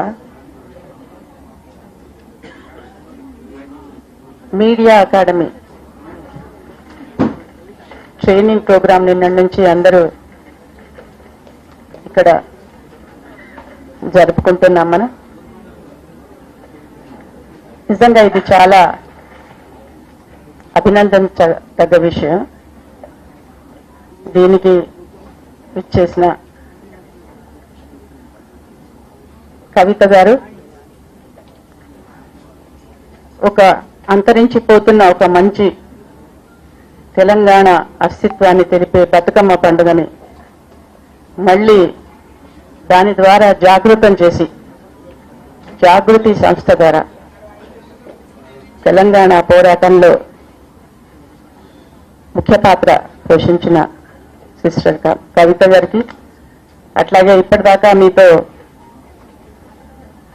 వాళ్ళ అనుభవాలని పంచుకున్న మాలిని సుబ్రహ్మణ్యం గారికి, అలాగే ధన్య రాజేందర్ గారికి, ఇప్పటిదాకా మాట్లాడిన స్వేచ్ఛ గారికి, ఇంకా మిగతా సోదరులకు అందరికీ మీ నుంచి మీరు ఈ వర్క్ షాప్ లో అనేక విషయాలు చర్చించుకున్నారు. ఒక 30-40 ఏళ్ల క్రితం మేము మీ ఏజ్ లో ఉన్నప్పుడు, మేబీ చిన్నపిల్లలున్న చాలా మంది ఇక్కడ, మహిళా జర్నలిస్టు అని అంటే చాలా విచిత్రంగా చూసేవాళ్ళు. కథలు, నవలలు, వ్యాసాలు రాసి, లేకుంటే వంటలు ఎలా చేయాలి అలా రాసి ఆంధ్రప్రభలోనో ఆంధ్రజ్యోతిలోనో ప్రచురిస్తే సంబరపడిపోయే ఏజ్ నుంచి మేము వచ్చినాం. కానీ నా విద్యా సంస్థల్లో ఒక సబ్జెక్ట్ ఉంటుంది, మేము ప్రమోట్ చేస్తాము, ఫోటోగ్రఫీ. అందులో ఒక సబ్జెక్టు ఫోటో జర్నలిజం కూడా. ఆ ఫోటో జర్నలిజం సబ్జెక్ట్ చెప్పడానికి అప్పుడప్పుడు నిష్ణాతులైన ఎక్స్పర్ట్స్ అనేక యూనివర్సిటీస్ నుంచి మా దగ్గరికి వస్తున్న సందర్భంలో నేను జర్నలిజం గురించి కొంచెమే తెలుసు, నాకు ఎక్కువ తెలియదు. ఇక్కడ ఇంతమంది మహిళలు ఉన్నా కానీ ప్రతిసారి నేను అంటుంటాను అడ్మిషన్స్ లో, ఒక్క కెమెరా ఉమెన్ కనిపించదు, అందరూ కెమెరామెన్లే ఉన్నారు ఇక్కడ. ఒక్క ఉమెన్ కెమెరామెన్ ఉన్నారా? Very nice. ఎంతమంది ఉన్నారు? 5గురేనా? అయినా 3 ఉన్నారు ఇక్కడ, అయినా ఇంకా తక్కువే. జర్నలిజం అనేది యాక్చువల్లీ మా నాయనగారు, మీ అందరికీ తెలుసు, ఇప్పటిదాకా నన్ను పరిచయం చేశారు, విదేశ ప్రధాని హిస్టేషులు శ్రీ పివి నరసింహారావు గారి. తను ప్రాక్టీస్ చేస్తున్న లాయర్ కూడా, అంటే అడ్వకేట్ గా ప్రాక్టీస్ చేస్తుంటే ఇష్టం కాలేదు ఆయన, తను వదిలేసి ఆయన జర్నలిజం స్టార్ట్ చేసినారు, కాకతీయ పత్రిక అని. అప్పుడు ఆ పత్రికలో రాయటానికి ఎవరు జర్నలిస్ట్ లేని కాలం. నేను 47-48 గురించి చెప్తున్నాను, 1948-49 ఆ సందర్భాన్ని చెప్తున్నాను. అన్ని కలం పేర్లతోని తనే కాలం రాసేది, తనే కథలు రాసేది, తనే పద్యాలు రాసేది, తనే న్యూస్ రాసేది అగెనిస్ట్ గవర్నమెంట్, అప్పుడున్న ప్రభుత్వం గురించి. అట్లా జనాన్ని జాగృతం చేయగలిగేది జర్నలిజం. సొసైటీలో ఉన్న రాజకీయ పరిస్థితులు కావచ్చు, సాంఘిక పరిస్థితులు కావచ్చు, సాంస్కృతిక పరిస్థితులు కావచ్చు, ఏ పరిస్థితులైనా జనంలోకి విస్తృతంగా తీసుకుపోయే ఒక స్ట్రాంగ్ మీడియం జర్నలిజం.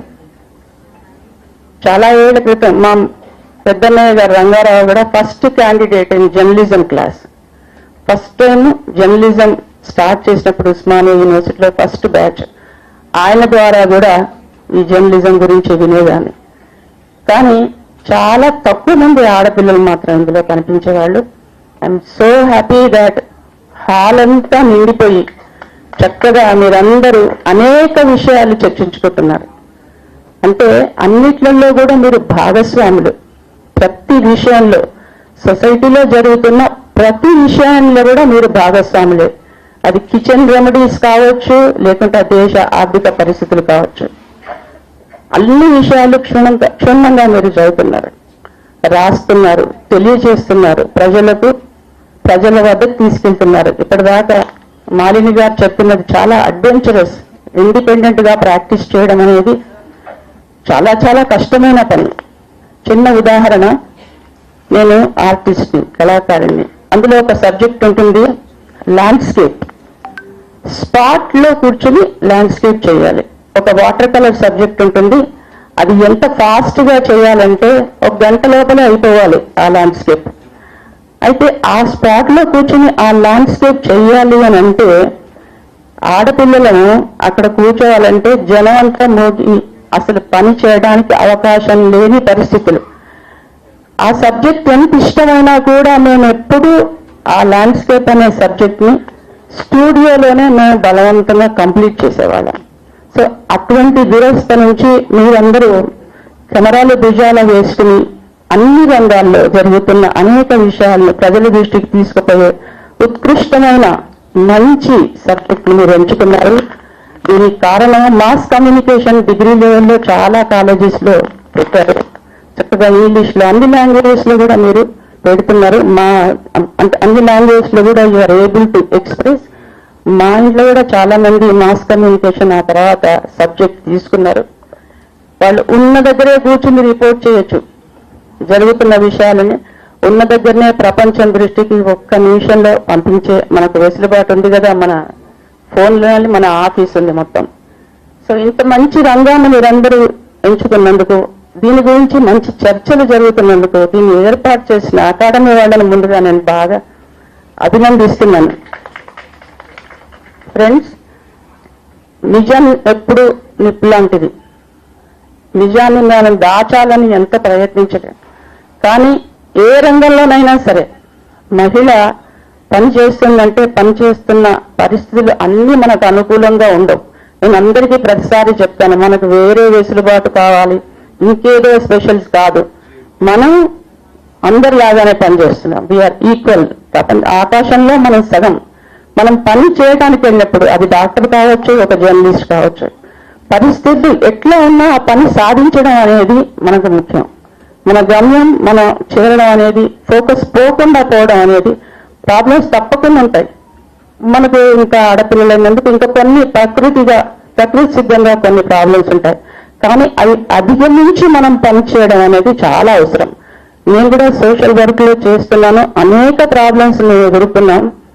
ఒక ఉమెన్ గా ఒక కుష్ఠవ్యాధి నివారణ సంఘానికి పోయినప్పుడు కానీ, ఒక క్షయవ్యాధి హాస్పిటల్కి వెళ్ళినప్పుడు కానీ, లేకుంటే కొన్ని స్లమ్స్ లో తిరగాలినప్పుడు కానీ అనేక పరిస్థితులు మేము ఎదుర్కొన్నాం. కానీ సాధించాలి, అక్కడ దాకా వెళ్ళాలి, వాళ్ళని జాగృతం చేయాలి, వాళ్ళ లైఫ్ వాళ్ళ గురించి ప్రజలకు తెలియచేయాలి. ఆ ప్రాబ్లమ్స్ మన సొల్యూషన్ లేదు మన దగ్గర.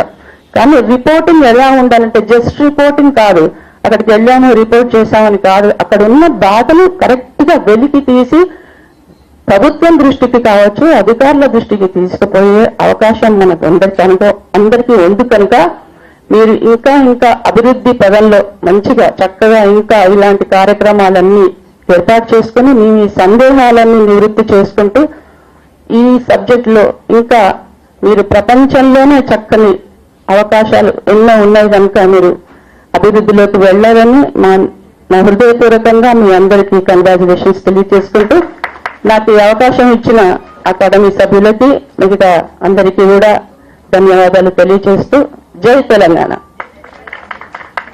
గట్టిగానే జై తెలంగాణ. థ్యాంక్ యూ వాణిదేవి గారు. నిజంగా అంటే మహిళల్ని సపోర్ట్ చేస్తే వచ్చే ఎనర్జీనే వేరు కదా నిజంగా. అంటే సపోర్ట్ చేయడం అంటే ఓకే నువ్వు వెళ్ళు నేను ఉంటా నేను చూసుకుంటానే దానికంటే ఒక మోరల్ సపోర్ట్, ఒక ప్రొఫెషనల్ గా ఎదగడానికి, సమాజంలో ముందుకెళ్ళడానికి నిజంగా నాకు తెలిసి మగవాళ్ళు పుట్టించిన మహిళలకు మహిళల శత్రువును తగ్గించుకుంటాను అందరి లోపల ఉంటుంది, అది వ్యక్తిగతమైనది ఏదైనా సరే. కానీ అటువంటివన్నీ పిచ్చి మాటలు అని చెప్పేసి నాకైతే అనిపిస్తుంది. ఎక్స్క్యూజ్ మీ, నేను చెప్పడం మర్చిపోయాను. నాకెవరో ఇది అనౌన్స్ చేయాలని, దీని గురించి విచారించాలని నాకు ఒక చిన్న రిక్వెస్ట్ ఇచ్చారు. ఎడిటర్స్ కూడా క్లాసులు నిర్వహించారు. ఎడిటర్స్ కూడా I don't know, health card ఇవ్వడం చాలా ఇది కరెక్టే. ఇది హెల్త్ కార్డ్స్ అందరికీ వచ్చేట్టు. మరి దానికి ఒక జర్నలిస్ట్ అంటే ప్రాక్టీస్ చేస్తున్న వాళ్ళ, ఉద్యోగస్తుల, ఎక్కడన్నా పని చేస్తున్న వాళ్ళ, దీని అన్ని గురించి కూడా మరి who will be called as journalist, అది ఒక డెఫినేషన్ ఉంటుంది కదా, దాని క్రైటీరియా ఏముంటుందో మరి దాని ప్రకారం ఆలోచించి తప్పకుండా దీని గురించి చేద్దాము. మహిళలకు గుర్తింపు కార్డులు, ప్రెస్ క్లబ్ నుండి మహిళలకు గుర్తింపు కార్డు తప్పకుండా ఉండాలి. అలాగే వాళ్ళకి కొంచెం మహిళల కోసం నేను ఐఎమ్ అగేనిస్ట్ దాట్, ఎందుకంటే వీఆర్ ఈక్వల్ అట్లా అంటాను నేను. మహిళలకు కొంచెం ప్రకృతిసిద్ధంగా కొన్ని ప్రాబ్లమ్స్ ఉన్నాయి కనుక వాళ్ళకు చిన్న వేరే ఆఫీసెస్ ఉంటే బాగుండేమో, లేకుంటే కొంచెం కేటాయిస్తే బాగుండేమో అని సభాముఖంగా మరి ఎవరో చెప్పినట్టుంది నాకు. నేను we will definitely do look in to the matter. Thank you ma'am. Thank you ma'am. ఈ సభ వేదికగా మహిళలంతా ఒకటి, మహిళా శక్తి అంతా ఒకటి అని ఎంతమంది ఏం చెప్తారు? రైట్. ఇప్పుడు మన ముఖ్య అతిథి శ్రీమతి కల్వకుంట్ల కవిత గారు మనకి ఎమ్మెల్సీ, అంటే కవిత గారు కల్వకుంట్ల కవిత గారు అని చెప్పుకోవడం కంటే కవితక్క అని చెప్పుకుంటే బాగుంటుందేమో. అందరూ ఎవరు చూసినా కవితక్క కవితక్క, మా అందరి హృదయాల్లో కవితక్కగా సుస్థిర స్థానం సంపాదించుకున్నారు. తెలంగాణ రాష్ట్రం రాకముందు కూడా తెలంగాణ అంటే ఏంటి అంటే బతుకమ్మ సెలబ్రేషన్స్ మొదలు పెట్టినప్పుడు ఇదేనా మహిళలంటే ఇదేనా అని ఉన్నారు. కానీ ఒక ఐడెంటిటీ ప్రపంచవ్యాప్తంగా గుర్తింపు తీసుకొచ్చింది కవితకే. And at the same time నిజంగా మనం వర్క్ షాప్ నిర్వహించుకుంటున్నాము అని చెప్పినప్పుడు, మన వాళ్ళు మనం ఆహ్వానిస్తున్నామని చెప్పినప్పుడు కూడా తను చాలా సంతోషంగా ఒప్పుకొని, మనం దీనికంటే మేము ఇంటరాక్షన్ సెషన్ పెట్టుకున్నాము. తను దాని సమయానికంటే ముందుగా వీలైతే నేను జాయిన్ అవుతానని చెప్పి తను ఇంట్రెస్ట్ చూపించాను మనకి. దానికి కూడా ప్రత్యేకంగా థ్యాంక్స్ చెప్తున్నాను. అంటే మహిళా జర్నలిస్టులు ఎలా ముందుకెళ్ళడానికి సంబంధించి మీకు ఎంత ఇంట్రెస్ట్ ఉంది, మీకు ఎంత ప్రోత్సహిస్తారనేది మీ మాటల్లో మాకు అర్థమవుతుంది. అతిథులకు ఏం చెప్తున్నానంటే, కవిత గారు, మేము మహిళా జర్నలిస్టు తరపు నుంచి కొన్ని ప్రతిపాదనలు అనుకున్నాము. మాకు ఈ వర్క్ షాప్ వేదికగా మహిళలందరికీ కూడా మేమందరం కూర్చొని మాట్లాడుకునే ఒక స్పేస్, మీడియా సెంటర్ కావాలి అని అనుకున్నాము. ఎస్, సమస్యలు ఉన్నా ఏదన్నా మనందరం కూర్చొని మాట్లాడుకోవడానికి ఒక పర్సనల్ స్పేస్ ఉంటే బాగుంటుందనేది మాకు ఒక ప్రతిపాదన ఉంది. అండ్ ఆ తర్వాత మహిళలు ఇప్పుడు చాలా మంది ఇండిపెండెంట్ గా వర్క్ చేస్తున్నారు. వీళ్ళందరికీ కూడా ఒక టెక్నికల్ ఒక సహకారం కావాలి, ఎక్విప్మెంట్ కావాలి. సో మహిళా జర్నలిస్టులకి ఒక కిట్ ఇవ్వాలి. కిట్ కోసం కూడా మేము ప్రతిపాదన చేస్తున్నాము. అదేవిధంగా మహిళా జర్నలిస్టులకి గుర్తింపుతో పాటు ఆర్థిక సహకారం ఒక ఎక్స్పెక్ట్ చేస్తున్నాం. ఎందుకంటే మహిళ ఉద్యోగం చేయాలి, బయటికి రావాలంటే రకరకాల అడ్డంకులు అవన్నీ ఉంటాయి. వాటన్నింటినీ అధిగమించి రావాలంటే ఆర్థికంగా కూడా నిలదొక్కుకోవాల్సిన అవసరం చాలా ఉంటుంది. ఈ వర్క్ షాప్ వేదికగా ఇప్పటికంటే భవిష్యత్తులో మహిళా జర్నలిస్టుల సంఖ్య, ప్రాతినిధ్యం మరింత పెరిగే విధంగా ఈ వర్క్ షాప్ ఉండాలని మేము అనుకుంటున్నాం. కాబట్టి ఈ ప్రతిపాదనలు తీసుకొస్తున్నాం. ఫైనల్లీ మమ్మల్ని అందరినీ ఉద్దేశించి మాట్లాడాల్సిందిగా ఆహ్వానిస్తున్నాం. జై తెలంగాణ. అందరికీ నమస్కారం.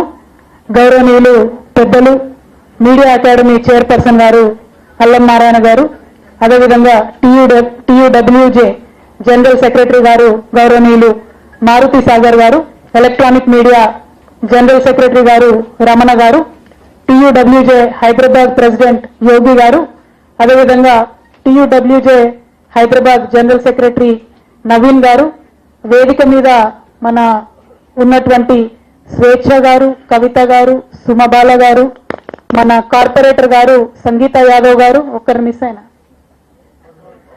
పద్మావతి గారు, అందరికీ కూడా ఈ కార్యక్రమానికి మమ్మల్ని ఆహ్వానించినందుకు ముందుగా ప్రత్యేక ధన్యవాదాలు.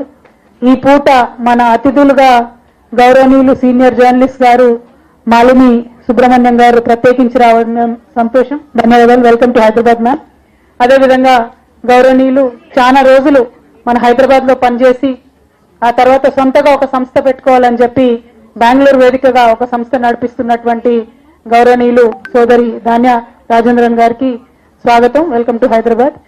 అదేవిధంగా ఈరోజు మరి ఇంతమంది మహిళా జర్నలిస్టులు ఒక్క దగ్గరికి రావడం అన్నది చాలా అద్భుతంగా ఉన్నది. నిజంగానే స్వేచ్ఛ చెప్పినట్టు ఆడవాళ్ళు ఒక దగ్గర ఉండరు, 3 కొప్పులు కలవాయి అనేటటువంటి గ్యారంటీగా మగవాళ్ళు పుట్టించినాయి. మనం వాటిని సీరియస్ గా తీసుకునే అవసరం లేదు. ఇన్ని కొప్పులు ఇక్కడ ఒక దగ్గర కలిసి ఆలోచన చేస్తున్నామంటేనే డెఫినెట్ గా చాలా అద్భుతంగా ఒకరికొకరు మహిళలు సహకారం అందించుకుంటారని మనము గర్వంగా చెప్పుకునేటటువంటి సందర్భం ఇది. ప్రధానంగా మీరు చూసినట్టయితే భారతదేశంలో అయినా ప్రపంచవ్యాప్తంగా అయినా ఒక మాట చెప్తారు, 4th ఎస్టేట్ మీడియా అంటే. ఎట్లా అయితే రాజకీయ వ్యవస్థ ఉన్నదో, ఎట్లా అయితే న్యాయ వ్యవస్థ ఉన్నదో, ఎట్లా అయితే ప్రజలకు రక్షణ కల్పించే మిలిటరీ కావచ్చు, పోలీస్ వ్యవస్థ కానీ ఉన్నదో, వారితో పాటు ధర్మానికి 4వ పాదంగా ప్రజల సంరక్షణ బాధ్యతను చాలా సీరియస్ గా తీసుకునేటటువంటి ఒక వింగ్ గా మనకు 4th ఎస్టేట్ గా ప్రెస్ ని చెప్పడం జరుగుతుంది. అటువంటి ప్రెస్ లో మహిళల యొక్క భాగస్వామ్యం రోజు రోజుకు పెరగడం అన్నది చాలా సంతోషకరమైనటువంటి విషయం. అయితే ఒక్కటి మనం గమనించుకోవాలి, అది ప్రెస్ కావచ్చు, టీవీ ఛానల్ కావచ్చు, మరే ఉద్యోగం అన్నా కావచ్చు, ఎక్కడికక్కడ ఉండే సమస్యలు ఉంటాయి, ఎక్కడికక్కడ ఉండేటటువంటి ఇబ్బందులు తప్పకుండా ఉంటాయి. రాజకీయంగా ఉన్నటువంటి నాకు ఇబ్బందులు ఉంటాయి, టీవీ ఛానల్లో పనిచేసే మీకు కూడా ఇబ్బందులు ఉంటాయి. అందులో మరీ ముఖ్యంగా మహిళలు అంటే ఒక 50% ఎక్కువ ఇబ్బందులు ఉంటాయి. అది గ్యారంటీ. మహిళలు ఎక్కడన్నా ఉన్నారంటే మగవాళ్ళకన్నా సేమ్ అదే జాబ్ చేసే మగవాళ్ళకన్నా మనం ఇంకో 100% డబుల్ పని చేయాల్సిందే. ఎందుకంటే ప్రతి దాన్ని కూడా మనది భూతద్దంలో పెట్టి చూడడం జరుగుతుంది. అన్నిటికన్నా ఎక్కువ ఒక మహిళా రాజకీయ నాయకులుగా నేను బయటకు వచ్చినప్పుడు కానీ మాట్లాడినప్పుడు కానీ ఏది చేసినా కూడా నాకేమనిపిస్తుంది అంటే, నేను ఏదైనా తప్పు చేస్తే నాలాగా రాజకీయాల్లోకి రాకుండా ఇంకా కొంతమంది మిగిలిపోతారేమో, వాళ్ళకు వాళ్ళ ఇండ్లలో ఇబ్బంది అవుతుందేమో, నేను తప్పు చేయకూడదు, మహిళల గౌరవాన్ని తగ్గించకూడదు అనేటటువంటి ఒక నైతిక బరువు బాధ్యత నిరంతరం కనబడకుండా మహిళల భుజాల మీద ఉంటుంది. అదేవిధంగా ప్రెస్ లో ఉన్నటువంటి మీకు కూడా ఆ స్ట్రెస్ ఉంటుంది. దాన్నే మాట్లాడుతూ ఒక మాట అన్నది, మహిళలు ప్రెస్ స్టోరీస్ కవర్ చేస్తే ఆటోమేటిక్ గా కొంత సెన్సిటివిటీతోని మహిళల సబ్జెక్ట్స్ ఎక్కువ కవర్ చేస్తాం, మనం కొంత ఆలోచన చేస్తాం, ఏ ఇష్యూలో అయినా మహిళల యొక్క యాంగిల్ వెతికేటటువంటి ప్రయత్నం చేస్తాం. అది మంచిదా చెడ్డదా, మొత్తం బరువంతా మన మీదనే ఎందుకు ఉండాలి, ఇవన్నీ మనం ఆలోచించుకోవాల్సినటువంటి అంశాలు. పైగా సమాజం ఎదుగుతున్న కొద్దీ మహిళలు కూడా పనిచేస్తే తప్ప ఇల్లు గడవదనేటటువంటి ఒక పరిస్థితి వచ్చిన దగ్గర నుండి ఇష్టం ఉన్నా లేకున్నా మననైతే బయటకు తోలుతాను. ఇప్పుడు మనం బయటకు వచ్చి పనిచేస్తున్నాం. మరి పనిచేసేటటువంటి ప్రదేశాల్లో ఒక పక్క మన డిగ్నిటీని కాపాడుకోవాలి, ఒక పక్క మన కుటుంబ గౌరవాన్ని కాపాడాలి, ఇంకొక పక్క జాగ్రత్తగా పనిచేయాలి. ఆ పనిలో మళ్ళీ అనేక అడ్డంకులు ఉంటాయి, వాటన్నిటిని అధిగమించాలి, ముందుకెళ్ళాలి. ఈజీ విషయం కాదు, చాలా కష్టం. అయినప్పటికీ మనం తక్కువలేం కాదు కదా, మనం చాలా గొప్పలం. మనం తలుసుకుంటే యమధర్మరాజు వెనక్కి తీసుకొస్తామని చెప్తారు. కాబట్టి అంత పట్టుదల ఉన్న వాళ్ళు. నేనేదో సావిత్రిని ఓన్లీ పతి యాంగిల్లో చెప్తలేను, పట్టుదల యాంగిల్లో చెప్తున్నా. కాబట్టి అంత పట్టుదల ఉన్నటువంటి మనం అనుకుంటే మాత్రం ఏదన్నా సాధించగలుగుతాం. ఇవాళ మనందరం ఒక్కసారి ఆలోచన చేసుకుంటే, అసలు భారతదేశము ప్రెస్ వ్యవస్థ మహిళలు అన్న పాత్రను ఆలోచన చేసుకుంటే, I would like to just say for few minutes in English for Dhanya and Malini ma'am's consumption. I believe, ma'am, in India, women journalists came out after Star TV came into India. There was a pressure, international pressure, or the imitation fever that we imitated West and we wanted a news anchor to be a woman. So they started as a news reader, they started as a news anchor.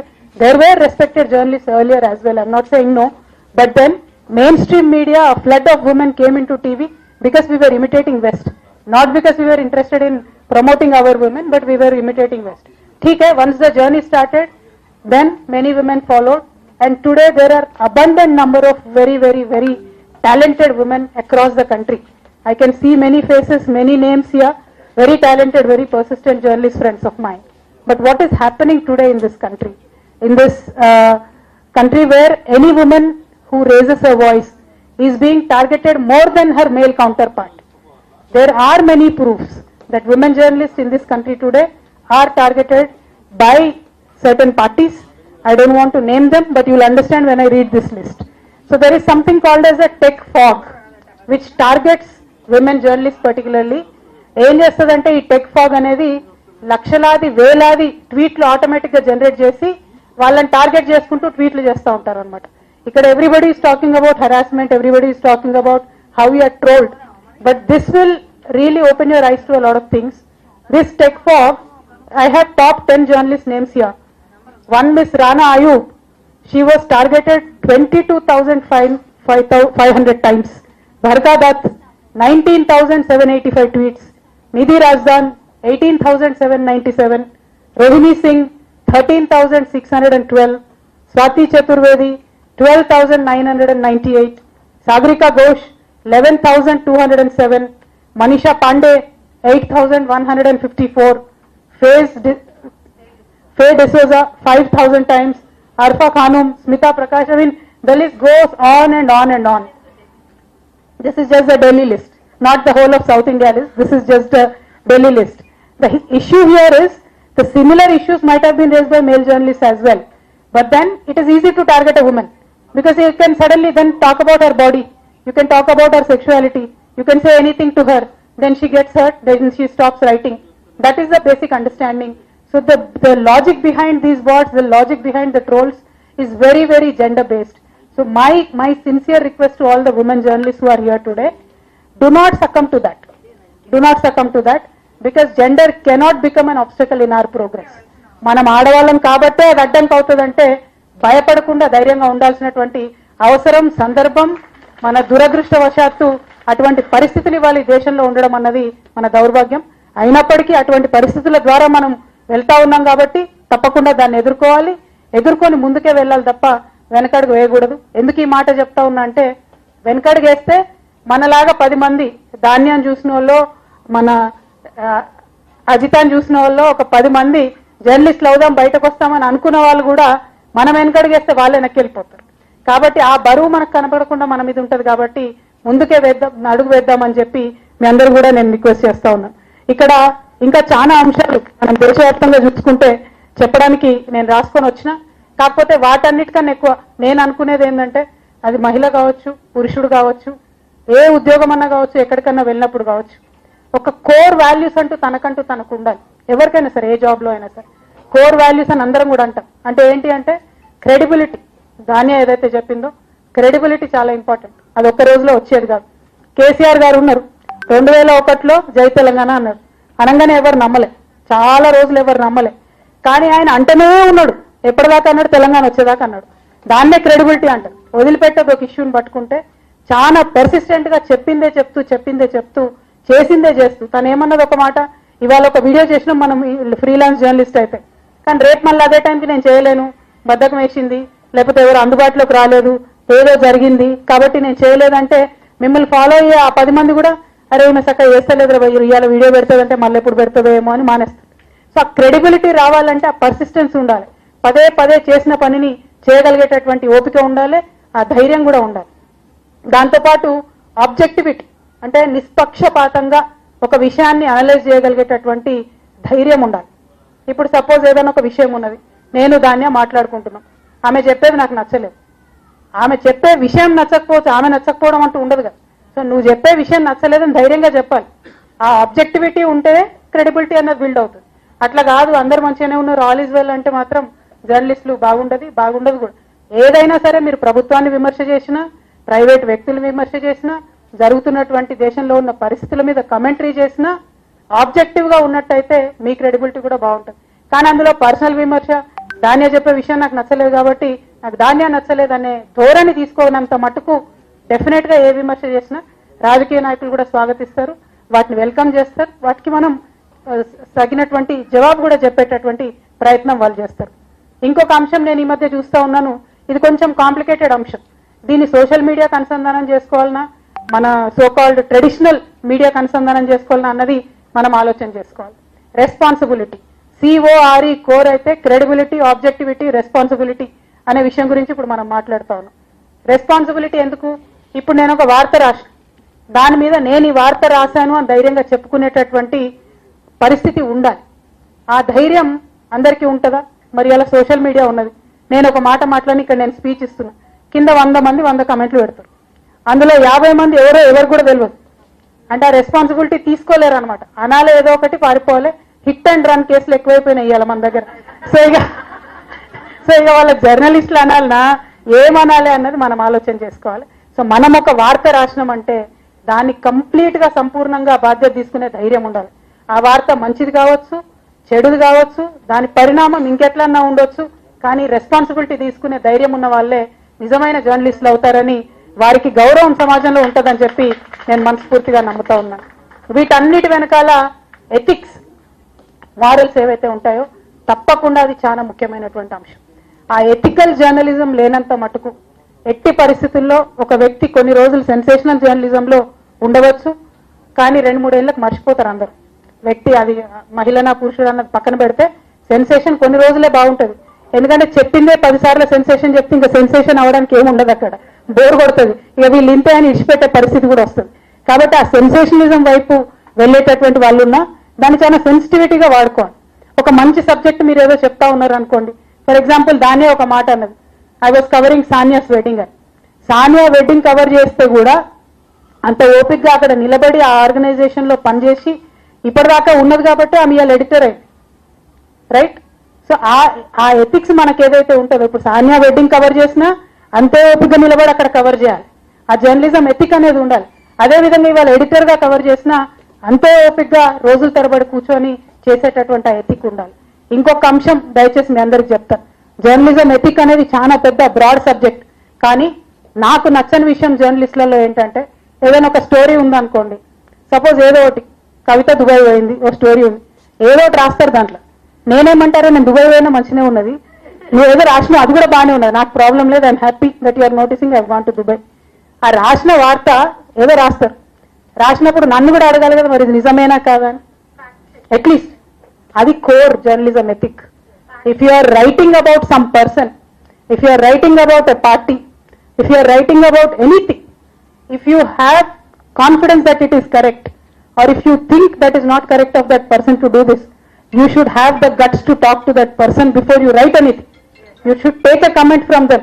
It could be a most powerful politician in the country, doesn't matter. You should have the guts to take the comment.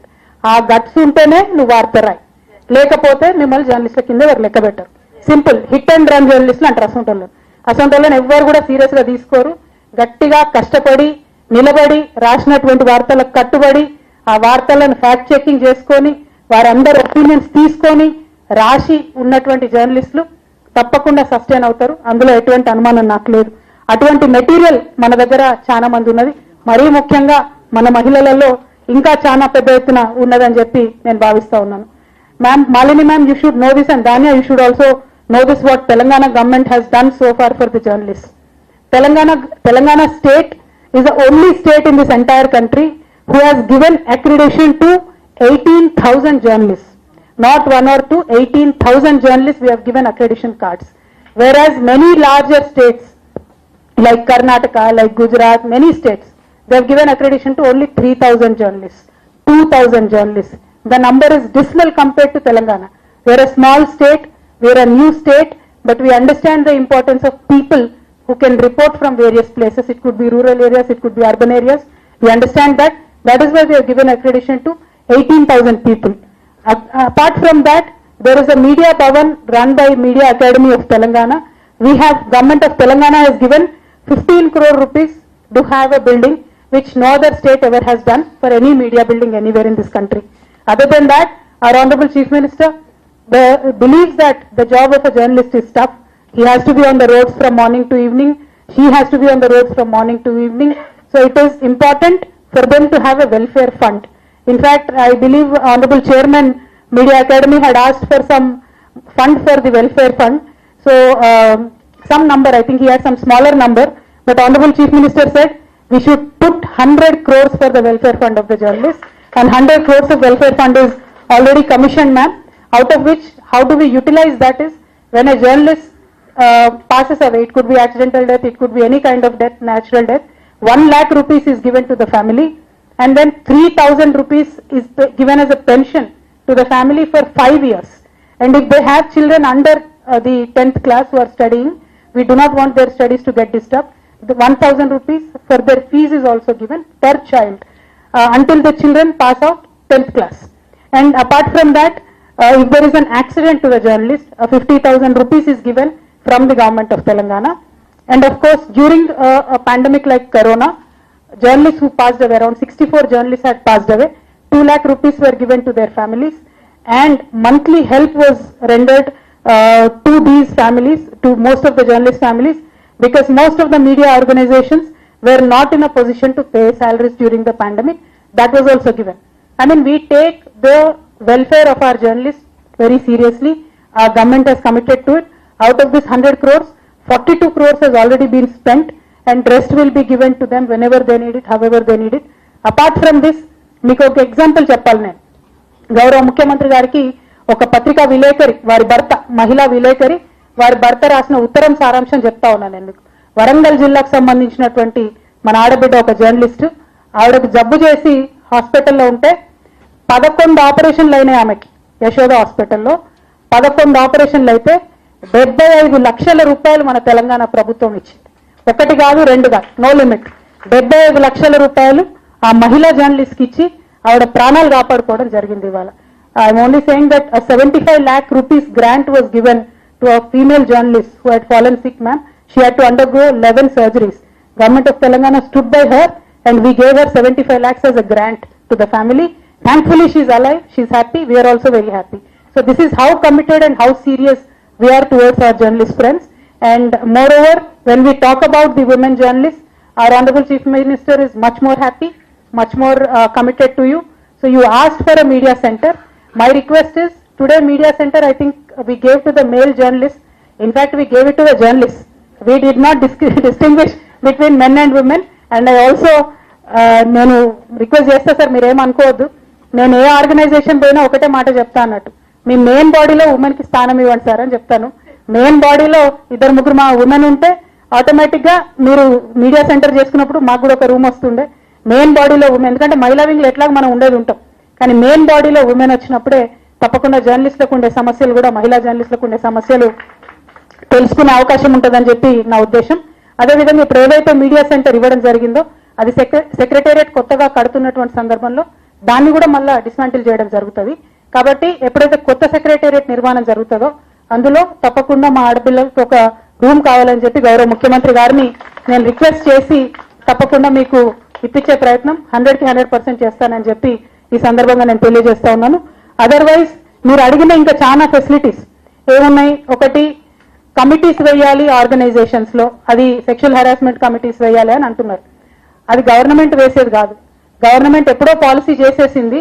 Me media organisations అన్నవి అవి దగ్గరుండి చేయాలి. చాలా IT companies లో కూడా committees వేయకపోతే IAS officers అందరూ కూడా వెంటబడి ఐటీ కంపెనీస్ లో కూడా మహిళలు ఎక్కువ ఉన్నారు కాబట్టి వేయించడం జరిగింది. కాబట్టి ఒక్కసారి నేను మా ఐఎన్పిఆర్ సెక్రటరీ గారు ఉంటారు అరవింద్ కుమార్ గారు, వారికి చెప్పి అన్ని మీడియా ఆర్గనైజేషన్స్ కి మీరు దయచేసి ఉత్తరం రాయండి, ఈ హెరాస్మెంట్ కమిటీస్ వేయండి అని చెప్పి నేను చెప్పడం జరుగుతుంది. అది మేము పాలసీగా సూచన చేయగలుగుతాం, కానీ చేయాల్సింది మాత్రం మీడియా సంస్థలే కాబట్టి వారికి తప్పకుండా రిక్వెస్ట్ చేయడం జరుగుతుంది. ఇక మహిళలకు సంబంధించిన ఫెసిలిటీస్ ఏవైతే ఉంటాయో, చైల్డ్ కేర్ ఫెసిలిటీస్ కావచ్చు, ఈ పీరియడ్స్ వచ్చినప్పుడు అన్కంఫర్టబుల్ గా ఉన్న సందర్భాలలో లీవ్ అడగడం కావచ్చు, ఇవన్నీ కూడా మీడియా సంస్థలే చేయాలి. వీటన్నిటికీ ఒక మీ ప్రతినిధిగా నేను తప్పకుండా ఫాలో అప్ చేస్తాను, కానీ ప్రభుత్వంగా డైరెక్ట్ గా మేము చేయగలిగేది లిమిటెడ్ గా ఉంటుందని కూడా ఈ సందర్భంగా మీకు తెలియజేస్తా ఉన్నాను.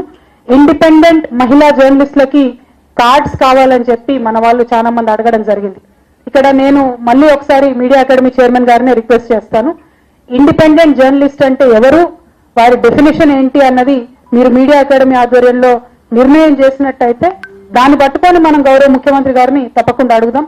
లేకపోతే ప్రతి ఒక్కరూ మనం ఇండిపెండెంట్ జర్నలిస్ట్ అంటే ఎక్కడో ఒక చోట దానికి ఒక నిర్ణీతమైన గుర్తింపు ఉండాలి. కాబట్టి ఆ బాధ్యత చైర్మన్ గారు తీసుకుంటే ప్రభుత్వం తరఫున ఇప్పించేటటువంటి బాధ్యత నేను తీసుకుంటానని కూడా ఈ సందర్భంగా మీకు తెలియజేస్తా ఉన్నాను. అదేవిధంగా గౌరవనీయులు మన వాణి మేడం మాట్లాడుతూ మన ప్రధానమంత్రి గారు పివి నరసింహారావు గారు ఉన్నప్పుడు ఏ విధంగా ఒక చిన్న పత్రిక తను ప్రారంభించినా కూడా అన్ని పాత్రలు తనే పోషిస్తూ ఆ పత్రికను ఆర్గనైజేషన్ ఎట్లా ముందుకు నడుపుతున్నారో, ఇక్కడ ఉన్నటువంటి మా ఆడబిడ్డలందరూ కూడా మీరు స్టార్ట్ చేసినటువంటి ఆర్గనైజేషన్స్ ఉండొచ్చు, మీరు పనిచేస్తున్నటువంటి ఛానల్స్ ఉండొచ్చు, వాటిలో కూడా కొన్ని రోజుల కోసం సక్సెస్ అయ్యేంత వరకు అన్ని పాత్రలు మనమే పోషించాల్సి వచ్చినా కూడా ధైర్యంగా ముందుండి ఆ పాత్ర పోషించవలసిందిగా, ఆ పాత్ర పోషణలో మీడియా అకాడమీ మీతో ఉంటది. ఎందుకంటే ఈ దేశంలో ఇన్ని రాష్ట్రాలు ఉన్నా, ఎన్ని చోట్ల మీడియా అకాడమీలు ఉన్నా, ఎక్కడ కూడా మహిళల్ని పిలిచేస్తే ఇట్లా శిక్షణ తరగతులు పెట్టిన దాఖలా నాకు లేదు. ఆ క్రెడిట్ సంపూర్ణంగా అల్లం నారాయణ గారికి వెళ్తుందని చెప్పి ఈ సందర్భంగా నేను మాత్రం తెలియజేస్తా ఉన్నాను. ఎందుకంటే అసలు మనందరినీ ఆడబిడ్డలు ఒక దగ్గరికి రానియరు, తీసుకొని వచ్చి మళ్ళీ మనం సానబెడతారు సార్. కాబట్టి చాలా మంచి కార్యక్రమం ఇది. ఈ కార్యక్రమాన్ని చేసినందుకు ప్రత్యేకంగా వారిని అభినందిస్తూ, ఇక ముందు కూడా మీకు కావాల్సినటువంటి ఫెసిలిటీస్ ఉన్నా ఏమున్నా అల్లం నారాయణ వారి ఆధ్వర్యంలో రండి, తప్పకుండా నా వంతు పాత్ర పోషిస్తానని తెలియజేస్తూ, once again thank you so much for holding the beacon for all of us women, Danya and also Malini ma'am. Thank you for being in the state. Thank you for all the hard work and confidence that you are giving to all of us. Thank you. జై తెలంగాణ. మాట్లాడతాను, అది కూడా చెప్తాను. ఒక్కసారి let them. నేను ఎక్కడ పోతలే ఉన్నా ఇక్కడ. చైర్మన్ గారు ఏ లిస్ట్ ఇచ్చినా దాన్ని ఫుల్ఫిల్ చేద్దాం, అదేం ప్రాబ్లం లేదు. సెలెక్షన్ మేము చేయము యాజ్ గవర్నమెంట్. సార్ ఏది సజెస్ట్ చేసినా అది చేద్దాం. అందుకంటే నా మెయిన్ బాడీలో మీరు ఉంటే మీరే సజెస్ట్ చేయొచ్చు. Thank you. జై తెలంగాణ. అరే గట్టిగానే రాబా. Thank you. Thank you Kavitha గారు.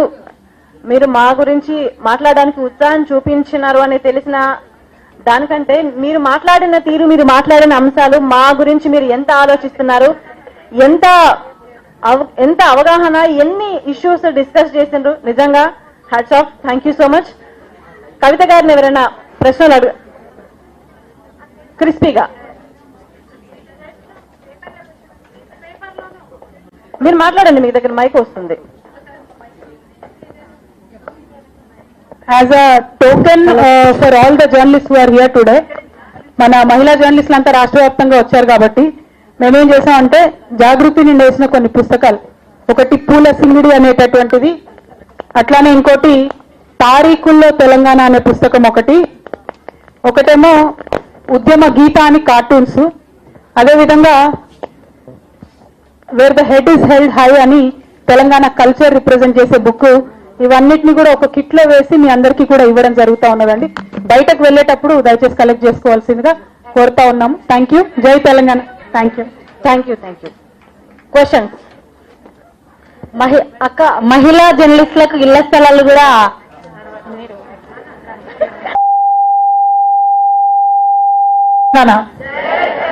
అందరికీ నమస్కారం. గౌరవనీయులు పెద్దలు మీడియా అకాడమీ చైర్పర్సన్ గారు అల్లం నారాయణ గారు, అదేవిధంగా TUWJ ఒక 10 మందికి ఊరికే ఒక గెస్చర్ గా ఇక్కడ సర్టిఫికెట్లు ఇస్తాం, పార్టిసిపేషన్ సర్టిఫికెట్లు, అక్రిడేషన్లు, ఇళ్ల స్థలాలు, ఇట్లాంటి విషయాలు మాట్లాడే తరుణం ఇది కాదు కదా. అసలు ఇప్పుడు డ్యాన్స్ చేయాల్సిన తరుణం ఇది. ఎందుకంటే సక్సెస్, ఒక 2 రోజుల సమావేశం సక్సెస్ అయింది, మీరు ఇళ్ల స్థలాలు అడుగుతున్నారు. ఈ సక్సెస్ లో మన విజిలేసే స్థలం ఇది కనుక ఈ ఇళ్ల స్థలాలు, అక్రిడేషన్లు ఎప్పుడు ఎవరికి సమస్యలు వాటిని పరిష్కరించుకుందాం. ఇప్పుడు ఒక 10 మందికి మీ చేతుల మీదుగా సర్టిఫికెట్లు ఇవ్వండి. ఎన్టీవీ ఈశ్వర్ గారు, ప్లీజ్ కమాండ్. అమ్మ మీరు ఏంది ఒక బుక్ ఇచ్చేయాలి, అందుకని చాలా ఉంటాయి అట్లాంటివి. అలవ్ చేస్తే చాలా మంది వచ్చేస్తారు.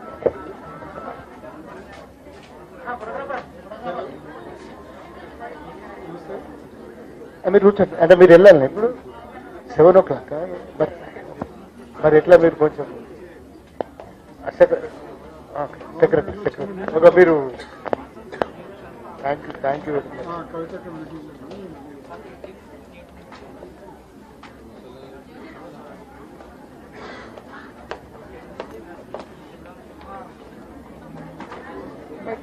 అడిగినాం చూడు, అది ఎవరో మాట్లాడు.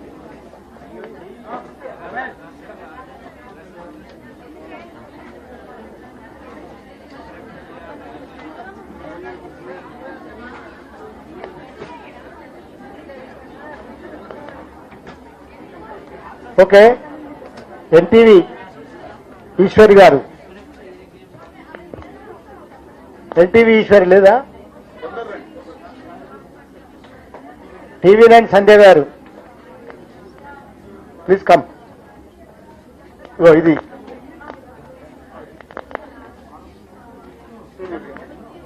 గంటి విషయారా ఒక గంటి విషయారంతగా ఇది ఇది మీరు తీసుకెళ్ళండి.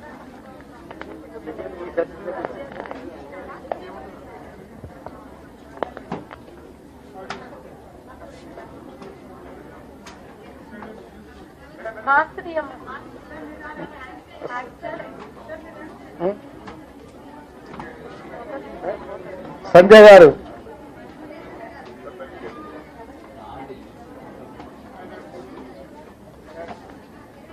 ఎవరు? హరిత గారు V6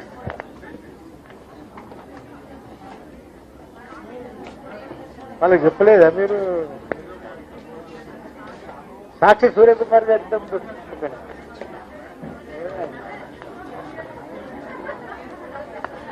సరిత గారు కూడా లేరు. సరిత గారు లేరా? రాణి గారు వాయిస్ ఆఫ్ వల్ V6 సరితనా? Thank you.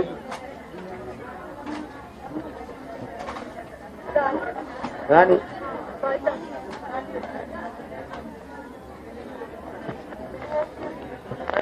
రాణి ఇది మీరు మేడంకి ఇచ్చి మీరే తీసుకోండి ప్లీజ్. మీరేనా? Okay please. అయ్యో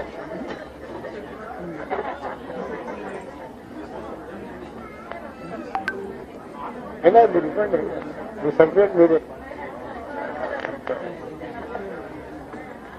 సంజయ్ గారు ఎక్కడ?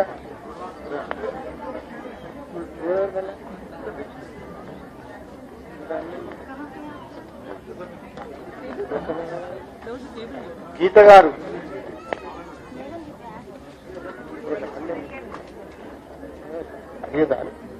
టైం అయిపోయింది. తర్వాత సర్టిఫికెట్లు అన్ని కూడా మీరు ఆ గేట్ దగ్గర వెళ్ళిపోయేప్పుడు తీసుకుపోవచ్చు.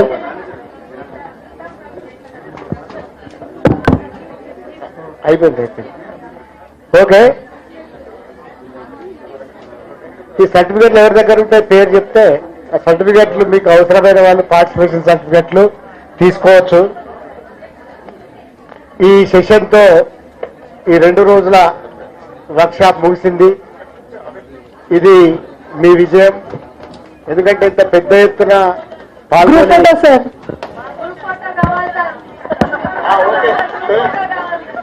ఇంత పెద్ద ఒక నిమిషం ఉండండి ప్లీజ్. ఇంత పెద్ద ఎత్తున పార్టిసిపేట్ చేసి విజయవంతం చేసినందుకు మీ అందరికి కూడా వందనాలు, దండాలు అన్ని కూడా. అందరికీ నమస్కారం.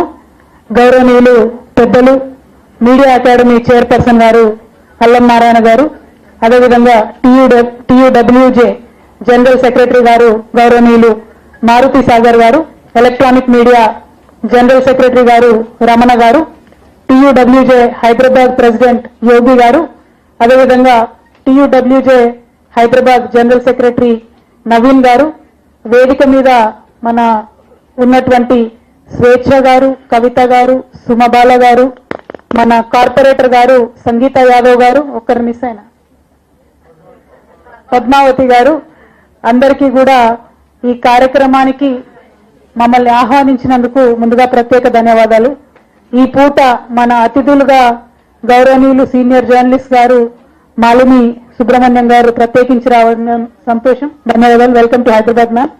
అదేవిధంగా గౌరవనీయులు చాలా రోజులు మన హైదరాబాద్ లో పనిచేసి ఆ తర్వాత సొంతగా ఒక సంస్థ పెట్టుకోవాలని చెప్పి బెంగళూరు వేదికగా ఒక సంస్థ నడిపిస్తున్నటువంటి గౌరవనీయులు సోదరి ధాన్య రాజేంద్రన్ గారికి స్వాగతం. Welcome to Hyderabad. అదేవిధంగా ఈ రోజు మరి ఇంతమంది మహిళా జర్నలిస్టులు ఒక్క దగ్గరికి రావడం అన్నది చాలా అద్భుతంగా ఉన్నది. నిజంగానే స్వేచ్ఛ చెప్పినట్టు ఆడవాళ్ళు ఒక దగ్గర ఉండరు, 3 కొప్పులు కలవే అనేటటువంటి గ్యారంటీగా మగవాళ్ళు పుట్టించినాయి. మనం వాటిని సీరియస్ గా తీసుకునే అవసరం లేదు. ఇన్ని కొప్పులు ఇక్కడ ఒక దగ్గర కలిసి ఆలోచన చేస్తున్నామంటేనే డెఫినెట్ గా చాలా అద్భుతంగా ఒకరికొకరు మహిళలు సహకారం అందించుకుంటారని మనము గర్వంగా చెప్పుకునేటటువంటి సందర్భం ఇది. ప్రధానంగా మీరు చూసినట్టయితే భారతదేశంలో అయినా ప్రపంచవ్యాప్తంగా అయినా ఒక మాట చెప్తారు, ఫోర్త్ ఎస్టేట్ మీడియా అంటే. ఎట్లా అయితే రాజకీయ వ్యవస్థ ఉన్నదో, ఎట్లా అయితే న్యాయ వ్యవస్థ ఉన్నదో, ఎట్లా అయితే ప్రజలకు రక్షణ కల్పించే మిలిటరీ కావచ్చు, పోలీస్ వ్యవస్థ కానీ ఉన్నదో, వారితో పాటు ధర్మానికి 4వ పాదంగా ప్రజల సంరక్షణ బాధ్యతను చాలా సీరియస్ గా తీసుకునేటటువంటి ఒక వింగ్ గా మనకు ఫోర్త్ ఎస్టేట్ గా ప్రెస్ చెప్పడం జరుగుతుంది. అటువంటి ప్రెస్ లో మహిళల యొక్క భాగస్వామ్యం రోజు రోజుకు పెరగడం అన్నది చాలా సంతోషకరమైనటువంటి విషయం. అయితే ఒక్కటి మనం గమనించుకోవాలి, అది ప్రెస్ కావచ్చు, టీవీ ఛానల్ కావచ్చు, మరే ఉద్యోగం అన్నా కావచ్చు, ఎక్కడికక్కడ ఉండే సమస్యలు ఉంటాయి, ఎక్కడికక్కడ ఉండేటటువంటి ఇబ్బందులు తప్పకుండా ఉంటాయి. రాజకీయంగా ఉన్నటువంటి నాకు ఇబ్బందులు ఉంటాయి, టీవీ ఛానల్లో పనిచేసే మీకు కూడా ఇబ్బందులు ఉంటాయి. అందులో మరీ ముఖ్యంగా మహిళలు అంటే ఒక 50% ఎక్కువ ఇబ్బందులు ఉంటాయి. అది గ్యారంటీ. మహిళలు ఎక్కడన్నా ఉన్నారంటే మగవాళ్ళకన్నా సేమ్ అదే జాబ్ చేసే మగవాళ్ళకన్నా మనం ఇంకో 100% డబుల్ పని చేయాల్సిందే. ఎందుకంటే ప్రతి దాన్ని కూడా మనది భూతద్దంలో పెట్టి చూడడం జరుగుతుంది. అన్నిటికన్నా ఎక్కువ ఒక మహిళా రాజకీయ నాయకులుగా నేను బయటకు వచ్చినప్పుడు కానీ, మాట్లాడినప్పుడు కానీ, ఏది చేసినా కూడా నాకేమనిపిస్తుంది అంటే, నేనేదన్నా తప్పు చేస్తే నాలాగా రాజకీయాల్లోకి రాకుండా ఇంకా కొంతమంది మిగిలిపోతారేమో, వాళ్ళకు వాళ్ళ ఇళ్లలో ఇబ్బంది అవుతుందేమో, నేను తప్పు చేయకూడదు, మహిళల గౌరవాన్ని తగ్గించకూడదు అనేటటువంటి ఒక నైతిక బరువు బాధ్యత నిరంతరం కనబడకుండా మహిళల భుజాల మీద ఉంటుంది. అదేవిధంగా ప్రెస్ లో ఉన్నటువంటి మీకు కూడా ఆ స్ట్రెస్ ఉంటుంది. దాన్నే మాట్లాడుతూ ఒక మాట అన్నది, మహిళలు ప్రెస్ స్టోరీస్ కవర్ చేస్తే ఆటోమేటిక్ గా కొంత సెన్సిటివిటీతోని మహిళల సబ్జెక్ట్స్ ఎక్కువ కవర్ చేస్తాం, మనం కొంత ఆలోచన చేస్తాం, ఏ ఇష్యూలో అయినా మహిళల యొక్క యాంగిల్ ని వెతికేటటువంటి ప్రయత్నం చేస్తాం. అది మంచిదా చెడ్డదా, మొత్తం బరువంతా మన మీదనే ఎందుకు ఉండాలి, ఇవన్నీ మనం ఆలోచించుకోవాల్సినటువంటి అంశాలు. పైగా సమాజం ఎదుగుతున్న కొద్దీ మహిళలు కూడా పనిచేస్తే తప్ప ఇల్లు గడవదనేటటువంటి ఒక పరిస్థితి వచ్చిన దగ్గర నుండి ఇష్టం ఉన్నా లేకున్నా మననైతే బయటకు తోలుతాను. ఇప్పుడు మనం బయటకు వచ్చి పనిచేస్తున్నాం. మరి పనిచేసేటటువంటి ప్రదేశాల్లో ఒక పక్క మన డిగ్నిటీని కాపాడుకోవాలి, ఒక పక్క మన కుటుంబ గౌరవాన్ని కాపాడాలి, ఇంకొక పక్క జాగ్రత్తగా పనిచేయాలి. ఆ పనిలో మళ్ళీ అనేక అడ్డంకులు ఉంటాయి, వాటన్నిటిని అధిగమించాలి, ముందుకెళ్ళాలి. ఈజీ విషయం కాదు, చాలా కష్టం.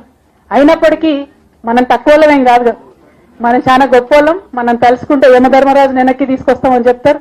కాబట్టి అంత పట్టుదల ఉన్న వాళ్ళు. నేనేదో సావిత్రిని ఓన్లీ పతి యాంగిల్లో చెప్తలేను, పట్టుదల యాంగిల్లో చెప్తున్నా.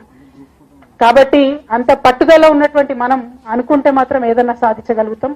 ఇవాళ మనందరం ఒక్కసారి ఆలోచన చేసుకుంటే, అసలు భారతదేశము ప్రెస్ వ్యవస్థ, మహిళలు అన్న పాత్రను ఆలోచన చేసుకుంటే, I would like to just say for a few minutes in English for Danya and Malini ma'am's consumption. I believe, ma'am, in India, women journalists came out after Star TV came into India. There was a pressure, international pressure, or the imitation fever that we imitated West and we wanted a news anchor to be a woman.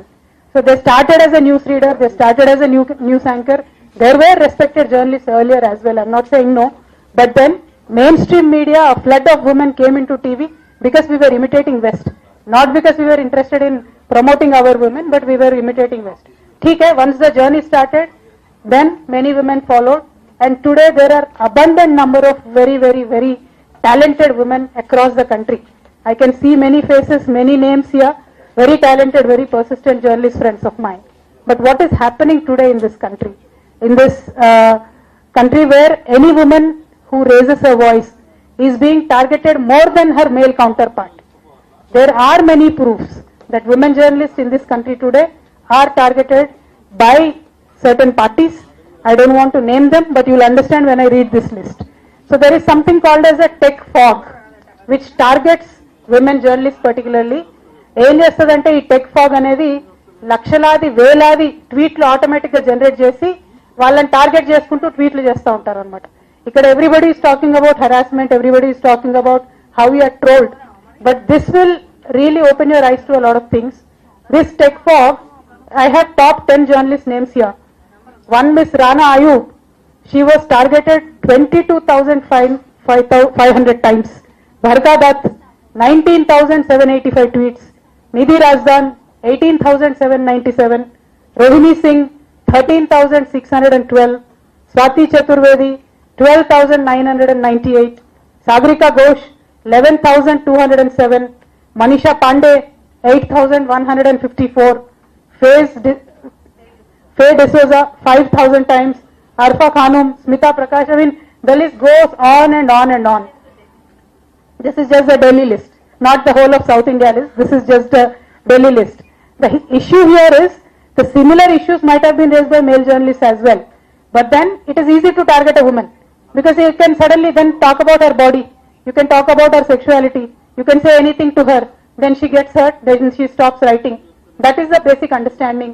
So the logic behind these bots, the logic behind the trolls is very, very gender based. So my sincere request to all the women journalists who are here today, do not succumb to that. Do not succumb to that because gender cannot become an obstacle in our progress.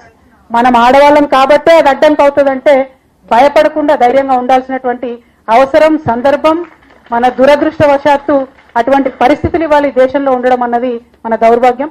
అయినప్పటికీ అటువంటి పరిస్థితుల ద్వారా మనం వెళ్తా ఉన్నాం కాబట్టి తప్పకుండా దాన్ని ఎదుర్కొని ముందుకే వెళ్ళాలి తప్ప వెనకడుగు వేయకూడదు. ఎందుకు ఈ మాట చెప్తా ఉన్నా అంటే వెనకడుగు వేస్తే మనలాగా 10 మంది ధాన్యాన్ని చూసిన వాళ్ళు, మన అజితాన్ని చూసిన వాళ్ళు, ఒక 10 మంది జర్నలిస్టులు అవుదాం బయటకు వస్తామని అనుకున్న వాళ్ళు కూడా మనం వెనకడుగేస్తే వాళ్ళే వెనక్కి వెళ్ళిపోతారు. కాబట్టి ఆ బరువు మనకు కనపడకుండా మన మీద ఉంటుంది. కాబట్టి ముందుకే అడుగు వేద్దామని చెప్పి మీ అందరూ కూడా నేను రిక్వెస్ట్ చేస్తా ఉన్నాను. ఇక్కడ ఇంకా చాలా అంశాలు మనం దేశవ్యాప్తంగా చూసుకుంటే చెప్పడానికి నేను రాసుకొని వచ్చిన, కాకపోతే వాటన్నిటికన్నా ఎక్కువ నేను అనుకునేది ఏంటంటే అది మహిళ కావచ్చు, పురుషుడు కావచ్చు, ఏ ఉద్యోగం అన్నా కావచ్చు, ఎక్కడికన్నా వెళ్ళినప్పుడు కావచ్చు, ఒక కోర్ వాల్యూస్ అంటూ తనకు ఉండాలి. ఎవరికైనా సరే, ఏ జాబ్లో అయినా సరే కోర్ వాల్యూస్ అని అందరం కూడా అంటాం. అంటే ఏంటి అంటే క్రెడిబిలిటీ. దానియా ఏదైతే చెప్పిందో క్రెడిబిలిటీ చాలా ఇంపార్టెంట్. అది ఒక్క రోజులో వచ్చేది కాదు. కేసీఆర్ గారు ఉన్నారు, 2001లో జై తెలంగాణ అన్నారు.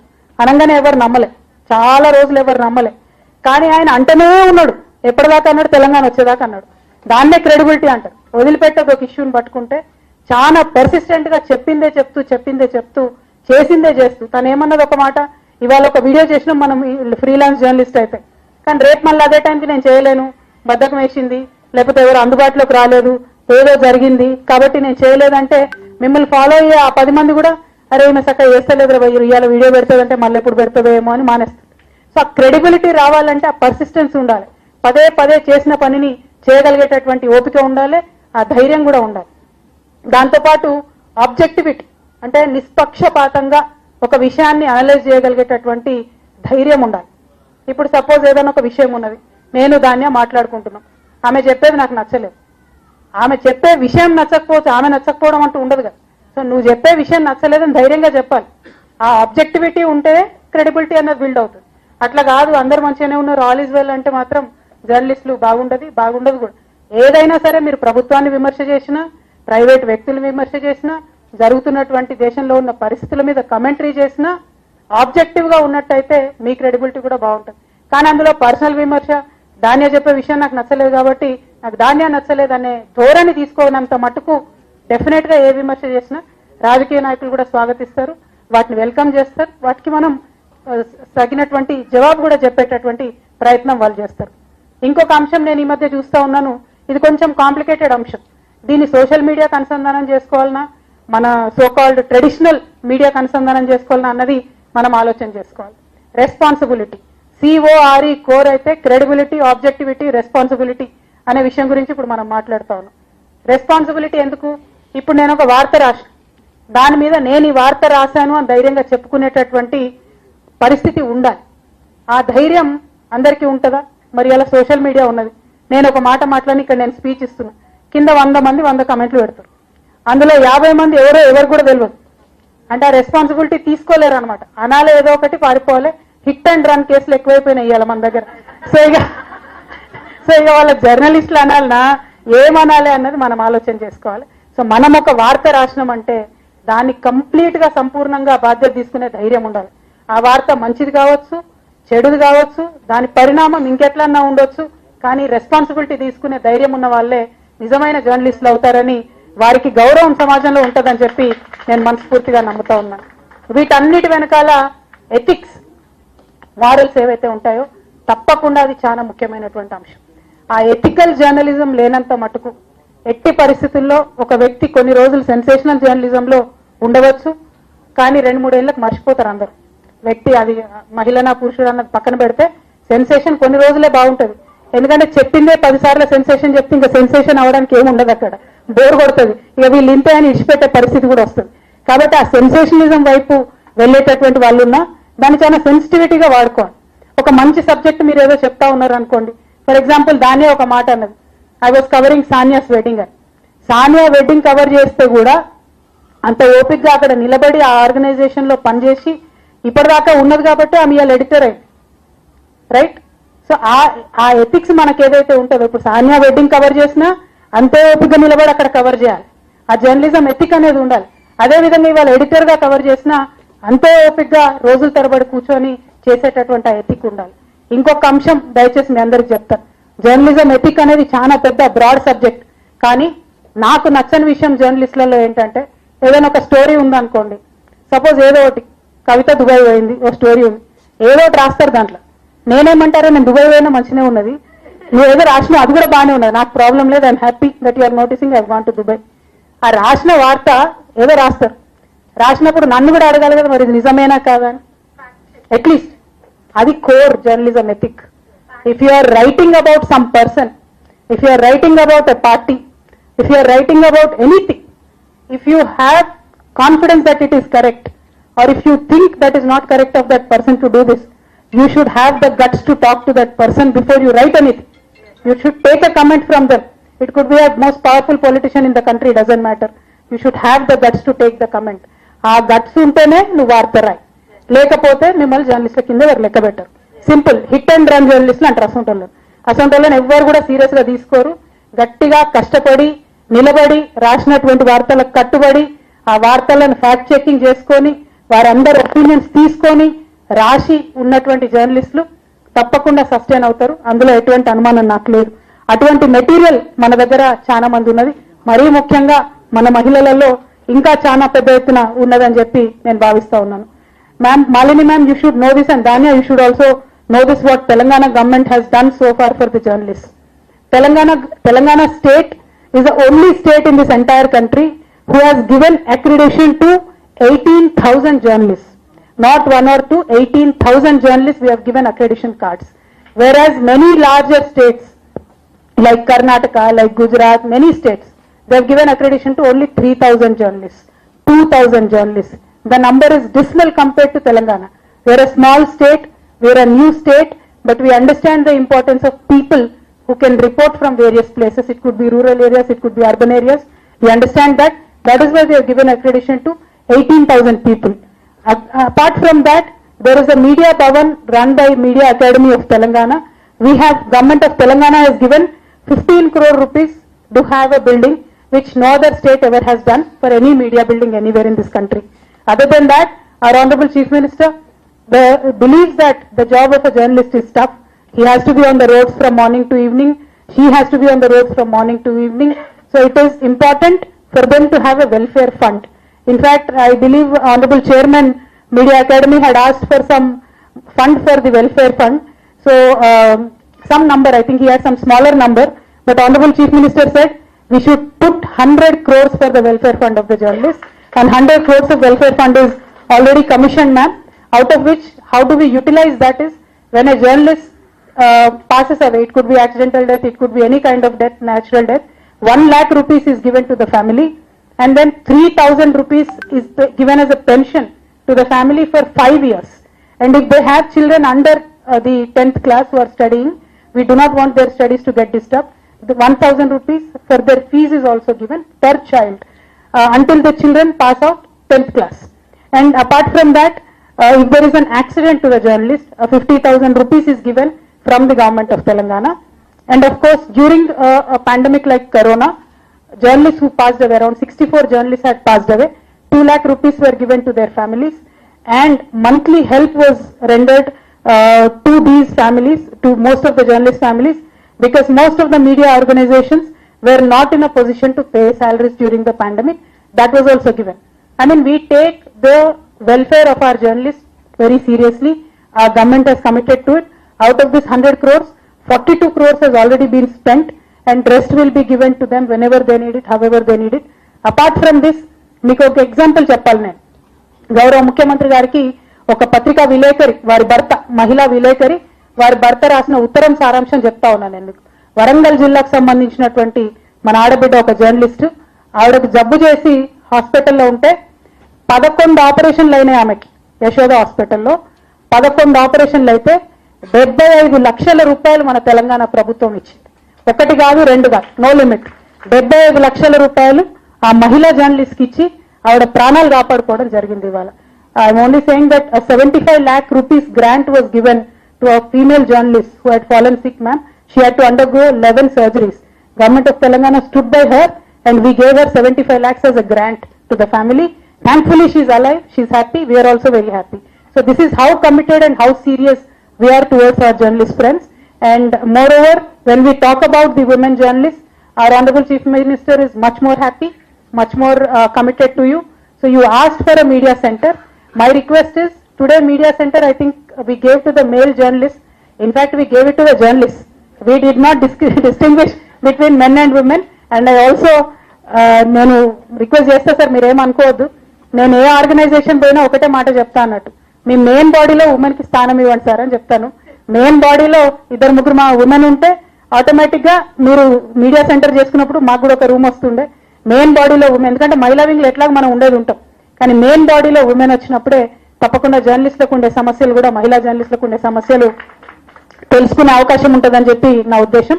అదేవిధంగా ఇప్పుడు ఏదైతే మీడియా సెంటర్ ఇవ్వడం జరిగిందో అది సెక్రటేరియట్ కొత్తగా కడుతున్నటువంటి సందర్భంలో దాన్ని కూడా మళ్ళా డిస్మాంటిల్ చేయడం జరుగుతుంది.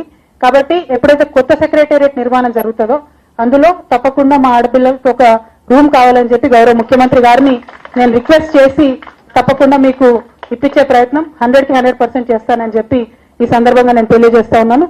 అదర్వైజ్ మీరు అడిగిన ఇంకా చాలా ఫెసిలిటీస్ ఏమున్నాయి, ఒకటి కమిటీస్ వేయాలి ఆర్గనైజేషన్స్ లో, అది సెక్షువల్ హెరాస్మెంట్ కమిటీస్ వేయాలి అని అంటున్నారు. అది గవర్నమెంట్ వేసేది కాదు, గవర్నమెంట్ ఎప్పుడో పాలసీ చేసేసింది. మీ మీడియా ఆర్గనైజేషన్స్ అన్నవి అవి దగ్గరుండి చేయాలి. చాలా ఐటీ కంపెనీస్ లో కూడా కమిటీస్ వేయకపోతే ఐఏఎస్ ఆఫీసర్స్ అందరూ కూడా వెంటబడి ఐటీ కంపెనీస్ లో కూడా మహిళలు ఎక్కువ ఉన్నారు కాబట్టి వేయించడం జరిగింది. కాబట్టి ఒక్కసారి నేను మా ఐఎన్పిఆర్ సెక్రటరీ గారు ఉంటారు అరవింద్ కుమార్ గారు, వారికి చెప్పి అన్ని మీడియా ఆర్గనైజేషన్స్ కి మీరు దయచేసి ఉత్తరం రాయండి, ఈ హెరాస్మెంట్ కమిటీస్ వేయండి అని చెప్పి నేను చెప్పడం జరుగుతుంది. అది మేము పాలసీగా సూచన చేయగలుగుతాం, కానీ చేయాల్సింది మాత్రం మీడియా సంస్థలే కాబట్టి వారికి తప్పకుండా రిక్వెస్ట్ చేయడం జరుగుతుంది. ఇక మహిళలకు సంబంధించిన ఫెసిలిటీస్ ఏవైతే ఉంటాయో, చైల్డ్ కేర్ ఫెసిలిటీస్ కావచ్చు, ఈ పీరియడ్స్ వచ్చినప్పుడు అన్కంఫర్టబుల్ గా ఉన్న సందర్భాలలో లీవ్ అడగడం కావచ్చు, ఇవన్నీ కూడా మీడియా సంస్థలే చేయాలి. వీటన్నిటికీ ఒక మీ ప్రతినిధిగా నేను తప్పకుండా ఫాలో అప్ చేస్తాను. కానీ ప్రభుత్వంగా డైరెక్ట్ గా మేము చేయగలిగేది లిమిటెడ్ గా ఉంటుందని కూడా ఈ సందర్భంగా మీకు తెలియజేస్తా ఉన్నాను. ఇండిపెండెంట్ మహిళా జర్నలిస్టులకి కార్డ్స్ కావాలని చెప్పి మన వాళ్ళు చాలా మంది అడగడం జరిగింది. ఇక్కడ నేను మళ్ళీ ఒకసారి మీడియా అకాడమీ చైర్మన్ గారిని రిక్వెస్ట్ చేస్తాను, ఇండిపెండెంట్ జర్నలిస్ట్ అంటే ఎవరు, వారి డెఫినేషన్ ఏంటి అన్నది మీరు మీడియా అకాడమీ ఆధ్వర్యంలో నిర్ణయం చేసినట్టయితే దాన్ని పట్టుకొని మనం గౌరవ ముఖ్యమంత్రి గారిని తప్పకుండా అడుగుదాం. లేకపోతే ప్రతి ఒక్కరూ మనం ఇండిపెండెంట్ జర్నలిస్ట్ అంటే ఎక్కడో ఒక చోట దానికి ఒక నిర్ణీతమైన గుర్తింపు ఉండాలి. కాబట్టి ఆ బాధ్యత చైర్మన్ గారు తీసుకుంటే ప్రభుత్వం తరఫున ఇప్పించేటటువంటి బాధ్యత నేను తీసుకుంటానని కూడా ఈ సందర్భంగా మీకు తెలియజేస్తా ఉన్నాను. అదేవిధంగా గౌరవనీయులు మన వాణి మేడం మాట్లాడుతూ మన ప్రధానమంత్రి గారు పివి నరసింహారావు గారు ఉన్నప్పుడు ఏ విధంగా ఒక చిన్న పత్రిక తను ప్రారంభించినా కూడా అన్ని పాత్రలు తనే పోషిస్తూ ఆ పత్రికను ఆర్గనైజేషన్ ఎట్లా ముందుకు రాజకీయ నాయకులు ఇక్కడ ఉన్నటువంటి ఆడబిడ్డలందరూ కూడా మీరు స్టార్ట్ చేసినటువంటి ఆర్గనైజేషన్స్ ఉండొచ్చు, మీరు పనిచేస్తున్నటువంటి ఛానల్స్ ఉండొచ్చు, వాటిలో కూడా కొన్ని రోజుల కోసం సక్సెస్ అయ్యేంత వరకు అన్ని పాత్రలు మనమే పోషించాల్సి వచ్చినా కూడా ధైర్యంగా ముందుండి ఆ పాత్ర పోషించవలసిందిగా, ఆ పాత్ర పోషణలో మీడియా అకాడమీ మీతో ఉంటది. ఎందుకంటే ఈ దేశంలో ఇన్ని రాష్ట్రాలు ఉన్నా, ఎన్ని చోట్ల మీడియా అకాడమీలు ఉన్నా ఎక్కడ కూడా మహిళల్ని పిలిచేస్తే ఇట్లా శిక్షణ తరగతులు పెట్టిన దాఖలా నాకు లేదు. ఆ క్రెడిట్ సంపూర్ణంగా అల్లం నారాయణ గారికి వెళ్తుందని చెప్పి ఈ సందర్భంగా నేను మాత్రం తెలియజేస్తా ఉన్నాను. ఎందుకంటే అసలు మనందరినీ ఆడబిడ్డలు ఒక దగ్గరికి రానియరు, తీసుకొని వచ్చి మళ్ళీ మనం సానబెడతారు సార్. కాబట్టి చాలా మంచి కార్యక్రమం ఇది. ఈ కార్యక్రమాన్ని చేసినందుకు ప్రత్యేకంగా వారిని అభినందిస్తూ ఇక ముందు కూడా మీకు కావాల్సినటువంటి ఫెసిలిటీస్ ఉన్నా ఏమున్నా అల్లం నారాయణ వారి ఆధ్వర్యంలో రండి, తప్పకుండా నా వంతు పాత్ర పోషిస్తానని తెలియజేస్తూ once again thank you so much for holding the beacon for all of us women, Danya and also Malini ma'am. Thank you for being in the state. Thank you for all the hard work and confidence that you are giving to all of us. Thank you. జై తెలంగాణ. మాట్లాడతాను, అది కూడా చెప్తాను. ఒక్కసారి let them, నేను ఎక్కడ పోతలే ఉన్నా ఇక్కడ. చైర్మన్ గారు ఏ లిస్ట్ ఇచ్చినా దాన్ని ఫుల్ఫిల్ చేద్దాం, అదేం ప్రాబ్లం లేదు. సెలెక్షన్ మేము చేయము యాజ్ గవర్నమెంట్. సార్ ఏది సజెస్ట్ చేసినా అది చేద్దాం. అందుకంటే నా మెయిన్ బాడీలో మీరు ఉంటే మీరే సజెస్ట్ చేయొచ్చు. Thank you. జై తెలంగాణ. అరే గట్టిగానే రాబా. Thank you. గురుభ్యో నమః. సభాయమ్మ మీడియా అకాడమీ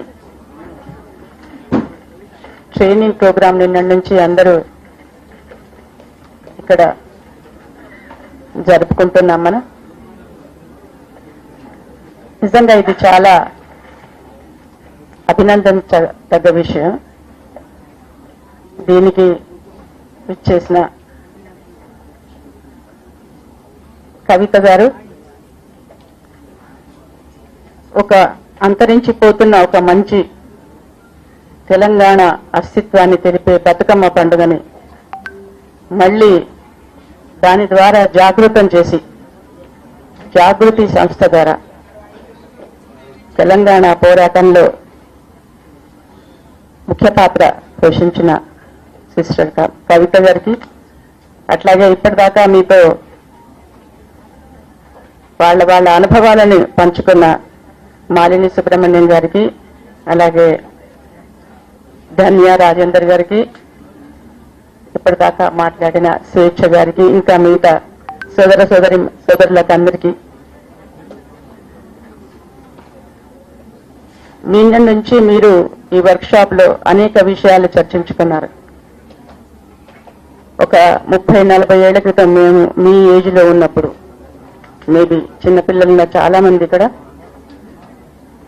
మహిళా జర్నలిస్టు అని అంటే చాలా విచిత్రంగా చూసేవాళ్ళు. కథలు, నవలలు, వ్యాసాలు రాసి, లేకుంటే వంటలు ఎలా చేయాలి అలా రాసి ఆంధ్రప్రభలోనో ఆంధ్రజ్యోతిలోనో ప్రచురిస్తే సంబరపడిపోయే ఏజ్ నుంచి మేము వచ్చినాం. కానీ నా విద్యా సంస్థల్లో ఒక సబ్జెక్ట్ ఉంటుంది, మేము ప్రమోట్ చేస్తాము, ఫోటోగ్రఫీ. అందులో ఒక సబ్జెక్టు ఫోటో జర్నలిజం కూడా. ఆ ఫోటో జర్నలిజం సబ్జెక్ట్ చెప్పడానికి అప్పుడప్పుడు నిష్ణాతులైన ఎక్స్పర్ట్స్ అనేక యూనివర్సిటీస్ నుంచి మా దగ్గరికి వస్తున్న సందర్భంలో నేను జర్నలిజం గురించి కొంచెమే తెలుసు, నాకు ఎక్కువ తెలియదు. ఇక్కడ ఇంతమంది మహిళలు ఉన్నా కానీ ప్రతిసారి నేను అంటుంటాను అడ్మిషన్స్ లో, ఒక్క కెమెరా ఉమెన్ కనిపించదు, అందరూ కెమెరామెన్లే ఉన్నారు ఇక్కడ. ఒక్క ఉమెన్ కెమెరామెన్ ఉన్నారా? Very nice. ఎంతమంది ఉన్నారు? 5 అయినా 3 ఉన్నారు ఇక్కడ, అయినా ఇంకా తక్కువే. జర్నలిజం అనేది యాక్చువల్లీ మా నాయనగారు, మీ అందరికీ తెలుసు, ఇప్పటిదాకా నన్ను పరిచయం చేశారు, ఈ దేశ ప్రధాని హిస్టేషులు శ్రీ పివి నరసింహారావు గారి.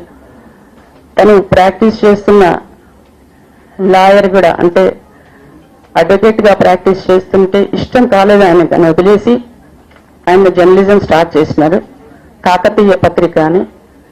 అప్పుడు ఆ పత్రికలో రాయటానికి ఎవరు జర్నలిస్ట్ లేని కాలం. నేను 47-48 గురించి చెప్తున్నాను, 1948-49 ఆ సందర్భాన్ని చెప్తున్నాను.